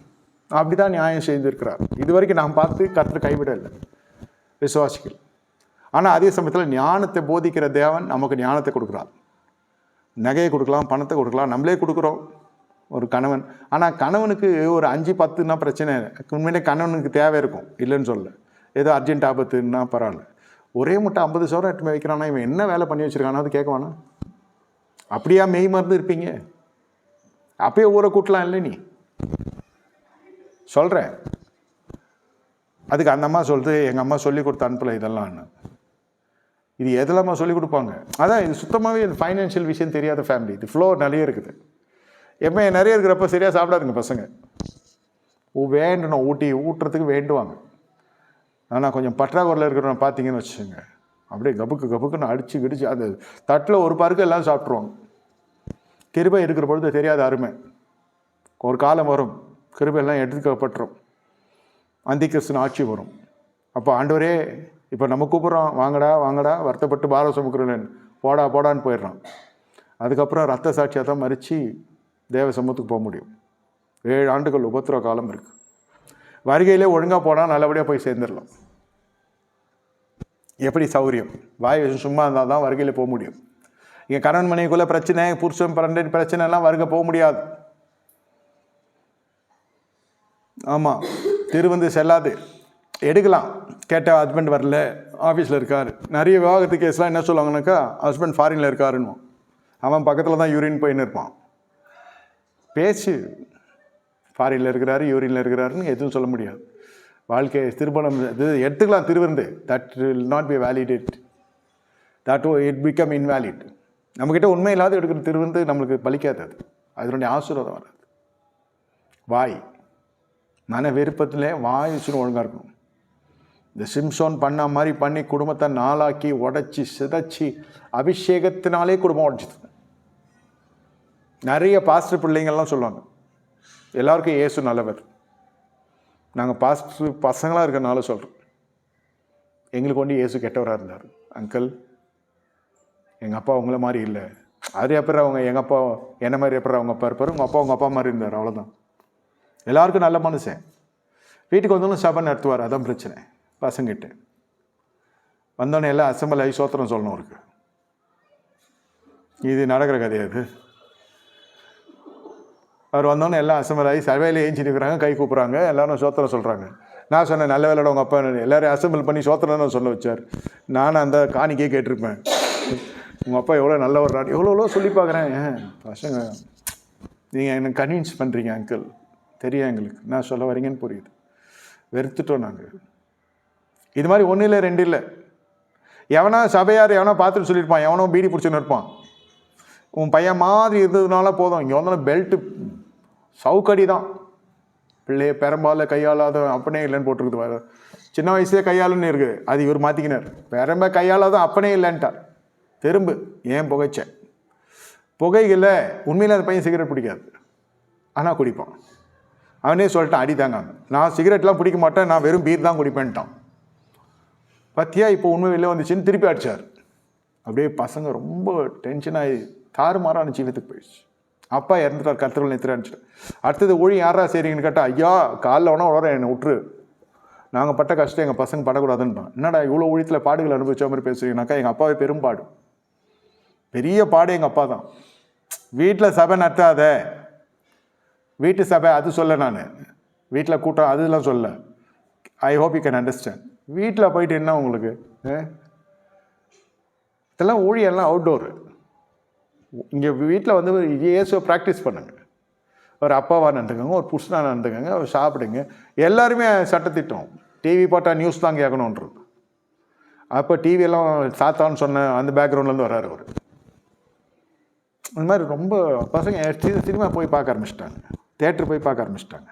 ஒழுங்காக அவங்க இங்கே நாடகம்னு பார்த்து வீட்டில் இருந்திருப்பான். அப்போ அது தேட்டருக்கு போகிறப்ப சும்மா போவான், எவ்வளோ ஒருத்தையை கூட்டு விட்டான். ஒன்றில் தான் ஆரம்பிக்கும். எல்லா பாவம் பண்ணிட்டு அப்பா மேலே பழி போட்டான். அவன் ஆரம்பிச்சது யார்? நான் தான் பாஸ்டர், நான் தான். வீட்டில் பாஸ்டராக அழைச்சிருக்காரு ஆண்டவர். நம்ம 24/7 பாஸ்டராக இருக்கணும், அந்த நினைவு இருக்கணும்லாம் என்னோட. அது பாவத்துக்கு நான் சப்போர்ட் பண்ணி சொல்ல, ஒத்து போன்னு சொல்ல, ஆனால் புரிந்து கொண்டு நடந்து கொள்ளுங்க. எடுத்து அங்கே ஒருத்தன் ஏதாவது ஒன்று பண்ணிவிட்டு அப்புறம் வந்து கர்த்தர் செஞ்சார், இதாச்சு அதாச்சு, அதெல்லாம் நம்ம சாயங்காலம் தியானிப்போம். விருப்பத்தை நிறைவேற்றுவானா, விருப்பத்தை மாற்றிக்கோங்க. உடைக்கணும்னு நினைக்காதீங்க. இந்த பிள்ளை உருப்படாதுன்னு நினைக்காதீங்க. இந்த குடும்பம் எனக்கு செழிப்பட்டு வராது நினைக்காதீங்க. இதனால் நான் நஷ்டம் அடைஞ்சேன்னு நினைக்காதீங்க. இந்த மனுஷனால், இந்த மனைவியால், இந்த குடும்பத்தால் நான் பிடிக்கலையா, நான் சொல்கிறது மாமியார் வீட்டு ஜனங்களை சொல்கிறேன், பிடிக்கலையா உங்கள் எல்லையில் நீங்கள் இருங்க, உங்கள் ஒரு இடைவெளியோடு இருங்க. ஆனால் துணையை முடிச்சிக்காதீங்க. ஒரு பானை சோத்துக்கு ஒரு சோறு பார்த்தா இது அம்மா மாதிரி தான், தாயை போல பிள்ளை, நூலை போல சேலை, அதெல்லாம் வச்சு உங்கள் வாழ்க்கைக்கு எடுத்துக்காதீங்க. எல்லாம் சேர்ந்தது தான் தீர்மானம். இது நீங்கள் பார்த்துக்கொள்ளுங்க. இதிலிருந்து கையின் பிரயாசம் ரொம்ப டிஸ்டர்ப் ஆகும். நன்மையை கண்டடைகிறான், மனைவியை நன்மையை கண்டடைகிறான், நன்மைக்கு தீமை செய்கிறவனுடைய பலன்கள் எல்லாம் சங்கீதம் 106 இருக்கு. கையின் பிரயாசம் போயிடும். பிள்ளைகள் பிச்சை எடுப்பார்கள் வேதம் சொல்ல. ஆமாம், கணவன் மனைவியும் பிரிஞ்சிடுறான். ஒன்று கரை சேர்ந்துடும். எப்பவுமே டிவோர்ஸில் பார்த்தீங்கன்னா ஒன்று கரை சேர்ந்துடும், கணவனோ மனைவியோ. அது ரொம்ப லோல்பட்டு இருக்கும், அதுதான் கரை சேரும். அவலட்சணமாக இருக்கும் குடும்ப வாழ்க்கையில், ஒன்று அலங்காரமாக இருக்கும். இப்போ நான் நல்லா பிரகாசமாக இருக்கிறேன் அப்படின்னு சொல்லிட்டு, அதுக்கு காரணம் வந்து மனைவின்றது புரியாது. நல்ல ஒரு ஆரோக்கியமாக ஒரு ஆம்பளை வெளில போயிட்டு வரான், பரிசுத்தமாகவும் இருக்கிறான்னா அது காரணம் மனைவி. கர்த்தர் மூல காரணம். மனைவி வந்து நல்லா வச்சுருக்கா, நல்ல குடும்பம் நடத்துகிறாங்கன்னு அர்த்தம். அதே போல் தான் மனைவிக்கும் புருஷன். இது ஒன்று அலங்காரமாக இருக்குது, ஒன்று அவலட்சணமாக இருக்குதுன்னு வச்சுக்கோங்க. இந்த அவலட்சணமாக இருக்கிறது நல்லா செட்டில் ஆகிடும் டிவோர்ஸ்க்கு அப்புறம். இந்த அலங்காரமாக இருக்குது பார்த்தீங்களா, ரொம்ப லோல் பட்டுரும், அவலட்சணமாகவே மாறிடும். அது அப்படி தான். இந்த ஃபஸ்ட்டு மேரேஜில் இருக்கிற டேலண்ட்டு, இந்த கிரேஸ் எல்லாம் வந்து செகண்ட் மேரேஜில் இருக்காது. ஒவ்வொரு சைடும் சொல்லுவாங்க, இதனால தான்டா உன்னை விட்டு போனாவா தெரியுமா உனக்கு. இந்த 2வது இன்னிங்ஸில் போனவங்க எல்லாம் எனக்கு ஃபோன் பண்ணி நைட்டானா, முதல் மேரேஜை நினைக்காத நாளே இல்லை, அடுத்த லைனு உங்களை நினைக்காத நாளே இல்லை, எவ்வளோ சொன்னீங்க கேட்கல, இப்போவும் சொல்கிறேன் வாய மூணு. இப்போ ஃபோனை வச்சுட்டு படுறான். அந்த பொண்ணு என் பேரை கேட்டாலே ஆகாது, மறுபடியும் எல்லா சண்டையிலும் வேறு சொல்லுவான். அவர் அப்பயே சொன்னார் உன்னை கல்யாணம் பண்ணுவான். நான் அவன் யாரா அந்த அருள் பாஸ்டர் வெட்டி புதைக்காதுன்ற அளவில் இருந்துச்சு. இதெல்லாம் வாயால் வந்து பிரச்சனைகள். ஆகையால் என்ன சொல்ல வரேன்னா, தயவு செய்து மன விருப்பத்தை இப்படி நீங்கள் வந்து ஒருமுகப்படுத்திக்கொள்ளும். அப்போது கர்த்தர் இன்று காரியத்தை செய்ய போகிறார். இன்று காரியத்தை கர்த்தர் வாய்க்க செய்ய போகிறார். இந்த மாதத்தில் உங்களுக்கு அற்புதம். ஜனவரியில் நீங்கள் சாட்சி சொல்லிட்டு தான் நீங்கள் போகணும். பிப்ரவரியில் நீங்கள் சுதந்திரவாளியாக இருக்கணும். புது ஆண்டில் புது மாதத்தில் நிறைய சீர்திருத்தங்களை கர்த்தர் ஏற்படுத்தி கொண்டு வர, சிறப்படுத்தி கொண்டு வருகிறார். பணம் ஒரு பற்றாக்குறை, அதெல்லாம் மாறிடுச்சு. இப்போ வந்து மனம்தான் பெரிய சஞ்சலத்துக்குள்ளே போகக்கூடாது. எல்லா திருமணத்துலேயும் ஒரு அதிருப்தி இருக்கும். எல்லா மனுஷன்ட்டு பழனாலும் நம்மளுடைய சரீரத்தை ஒரு 10 ஆண்டுகளுக்கு முன்பு பார்த்தப்போ எப்படி இருக்கும், 20 ஆண்டுகளுக்கு முன்பு கண்ணாடி நிலை கண்ணாடி பண்ணி பார்த்தப்போ எப்படி இருக்கும், இப்போ எப்படி இருக்குது? நம்ம விரும்புகிற மாதிரியா இருக்குது? நம்மளே சொல்கிறேன், என் முகமே சொல்கிறேன். மற்றவங்க விரும்புகிறாங்கன்னாங்க அது விஷயம் வேறு. பல காரியங்கள் இருக்குது. அவர் அபிஷேகம் பண்ணப்பட்டவர், தீர்க்கதரிசனம் உரைக்கிறார், அவர் ஒரு ஆண்டவருடைய மனுஷன். இப்படி ஏன் நான் சொல்கிறேன், நிலை கண்ணாடி பண்ணி பார்த்தேன். எங்கடா போச்சு என் ஃப்ரெண்டு ஒருத்தன் கேட்டான், முன்னாடி இருந்து கிரவுண்ட் வாங்கிட்டு இருக்கேன். நான் எது வாங்கடா, அந்த வீட்டில் தான் இருக்கேன். டேய் முன்னாடி கிரவுண்ட் வாங்கியிருக்கடா. இந்த முன்னாடி இருக்கிற சொட்டையை சொல்கிறான் அவன், முன்னாடி கிரவுண்டு வாங்கியிருக்கேன், முன்னாடி கிரவுண்டு வாங்கியிருக்கேன்னு. நான் எங்கடா வாங்கினேன் கிரவுண்டு, அதெல்லாம் வாங்கலடா. இல்லை வாங்கியிருக்க. அப்புறம் நான் சும்மா இருப்பேனா, நீ சென்டர் ஆஃப் தி சிட்டியில் வாங்கியிருக்க, முன்னாடி எல்லாம் இருக்குது, சென்டரில் போயிட்டு இருக்குது. இப்படி இது மாதிரிலாம் சரீர தோற்றங்கள்ல எவ்வளோ வித்தியாசங்கள். யாருன்னா விரும்புவாங்களா இந்த முடியெல்லாம் கொட்டுறது? அது கூட உலகம் என்ன சொல்லும்? இப்போ எங்கள் அம்மா, இப்போ நான் எனக்கு பிடிச்ச விசுவாசியாக தான் நான் சொல்லுவேன், நீங்கள் கவலைப்படாதீங்க பிரதர், நம்மளுக்கெல்லாம் சொட்டை கிடையாது, நெத்தி பெருசு நம்மளுக்கு, அப்படி சொல்லுங்கள். ஏன் சொட்டைன்னு சொல்கிறீங்க? அதான் குடிகாரன்னு சொல்லாத, மது பிரியன்னு சொல்கிறாங்க இல்லையா, அந்த மாதிரி. அந்த அம்மா அடிக்க வந்துடுச்சு, இவர் அதே மாதிரி சொல்லியிருக்காரு. நான் அந்த அம்மா அடிக்க வந்துடுச்சு, அடிக்க வரப்போ தான் சொன்னார். நான் சொல்ல அருள் பாஸ்டர் சொன்னாருன்னு அப்படியே அட்டென்ஷனில் நின்றுச்சு. அடுத்த வாட்டி போகிறப்ப இந்த மாதிரிலாம் சொல்லி கொடுத்தீங்களா எங்கள் வீட்டுக்காருக்கு, நெத்தி பெருசுன்னு, இவ்வளோ விவரமாக பேச மாட்டாருன்னு அப்பயே யோசிச்சு நான் அப்படின்னு சொன்னம்மா. சரி சொட்டேன்னு சொல்கிறேன், நல்லாவா இருக்கும். அதெல்லாம் எலிசா கோவம் வந்துச்சு, வழுக்க தலையானோன்னு 2 பசங்க காலி ஆயிடுச்சு. அது ஊழியக்காரங்களுக்குள்ளே அது ஒரு பெரிய இது இருக்குது. சரி இது சொல்லிட்டு போட்டோம், வழுக்க அடையாளம், தொப்பை அடையாளம், கலர் அடையாளம், இதெல்லாம் என்ன இருக்குது? குட்டையாக இருந்தால் குட்டை, நெட்டையாக இருந்தால் நெட்டை, சொட்டையாக இருந்தால் சொட்டை, இதில் என்ன இருக்குது? அது இன்னும் சிலுவையில் அறையப்படல. அது ரத்த சிந்தாத காலம். எலிசா கர்ஸ் பண்ணார், காட்டிலேருந்து 2 மிருகம் வந்து 2 பிள்ளைங்களை அச்சு போட்டுருச்சு. இப்போ பிள்ளைங்களை அச்சு போட்டால் அவங்க அம்மா வந்து என்ன அச்சு போட்டுருவா. ஏன்டா சொட்டை இது சொன்னால் என்னடா தப்பு உனக்குன்னு. என் பிள்ளை என்னமோ இல்லாத பிள்ளை சொல்லிட்ட மாதிரி சொல்கிறேன், பிள்ளைய கொண்டு புட்டியோட பாவி, அது பிறக்கிறதுக்கு நான் படாத பாடுபட்டேன். நான் வாய் சும்மா இருக்கணும்னு சொல்கிறேன். அதுக்கு தான் கண்ணில் மூடி கர்த்தரை நோக்கி பார்ப்போம். சாயந்தரம் தொடரும். ஈவினிங் சர்வீஸ் வராமல் இருக்காதீங்க, வாங்க. ஆண்டவரை ஸ்தோத்தரிக்கிறோம். இந்த நாளிலே எங்கள் மத்தியில் இடைப்பட்ட கிருபைக்கு ஸ்தோத்திரம். எங்கள் விருப்பத்தை நிறைவேற்றுகிற தேவன், இந்த நாளில் எங்கள் விருப்பம் நல்ல விதத்தில் ஆண்டவரே குடும்ப ரீதியான காரியங்கள் ஆண்டவரே எந்த விதத்தில் எங்கள் குடும்பங்கள், விசுவாசிய குடும்பங்கள் உடைக்கப்பட காத்துக்கொள்ளும், வழிநடத்தும். ஏசுட தெளிக்கிறோம், ஏசு நாமத்தில் பிதாவே, ஆமென். என் ஆத்மாவை கர்த்தரை ஸ்தோத்திரி, முன்னை பற்றி நாமத்தை ஸ்தோத்திரி. என் ஆத்மாவை கர்த்தரை ஸ்தோத்திரி, கர்த்தர் செய்த சகல உபகாரங்களை மறவாதே, ஆமென். கர்த்தராகிய இயேசு கிறிஸ்து கிருபையும் பிதாவாகிய தேவனுடைய அன்பும் பரிசுத்த அன்னைக்கும் நம் நேரோடு குடும்பம் சதாகாலம் சில பரிசுத்தவான் கூட இருப்பதாக, ஆமென்.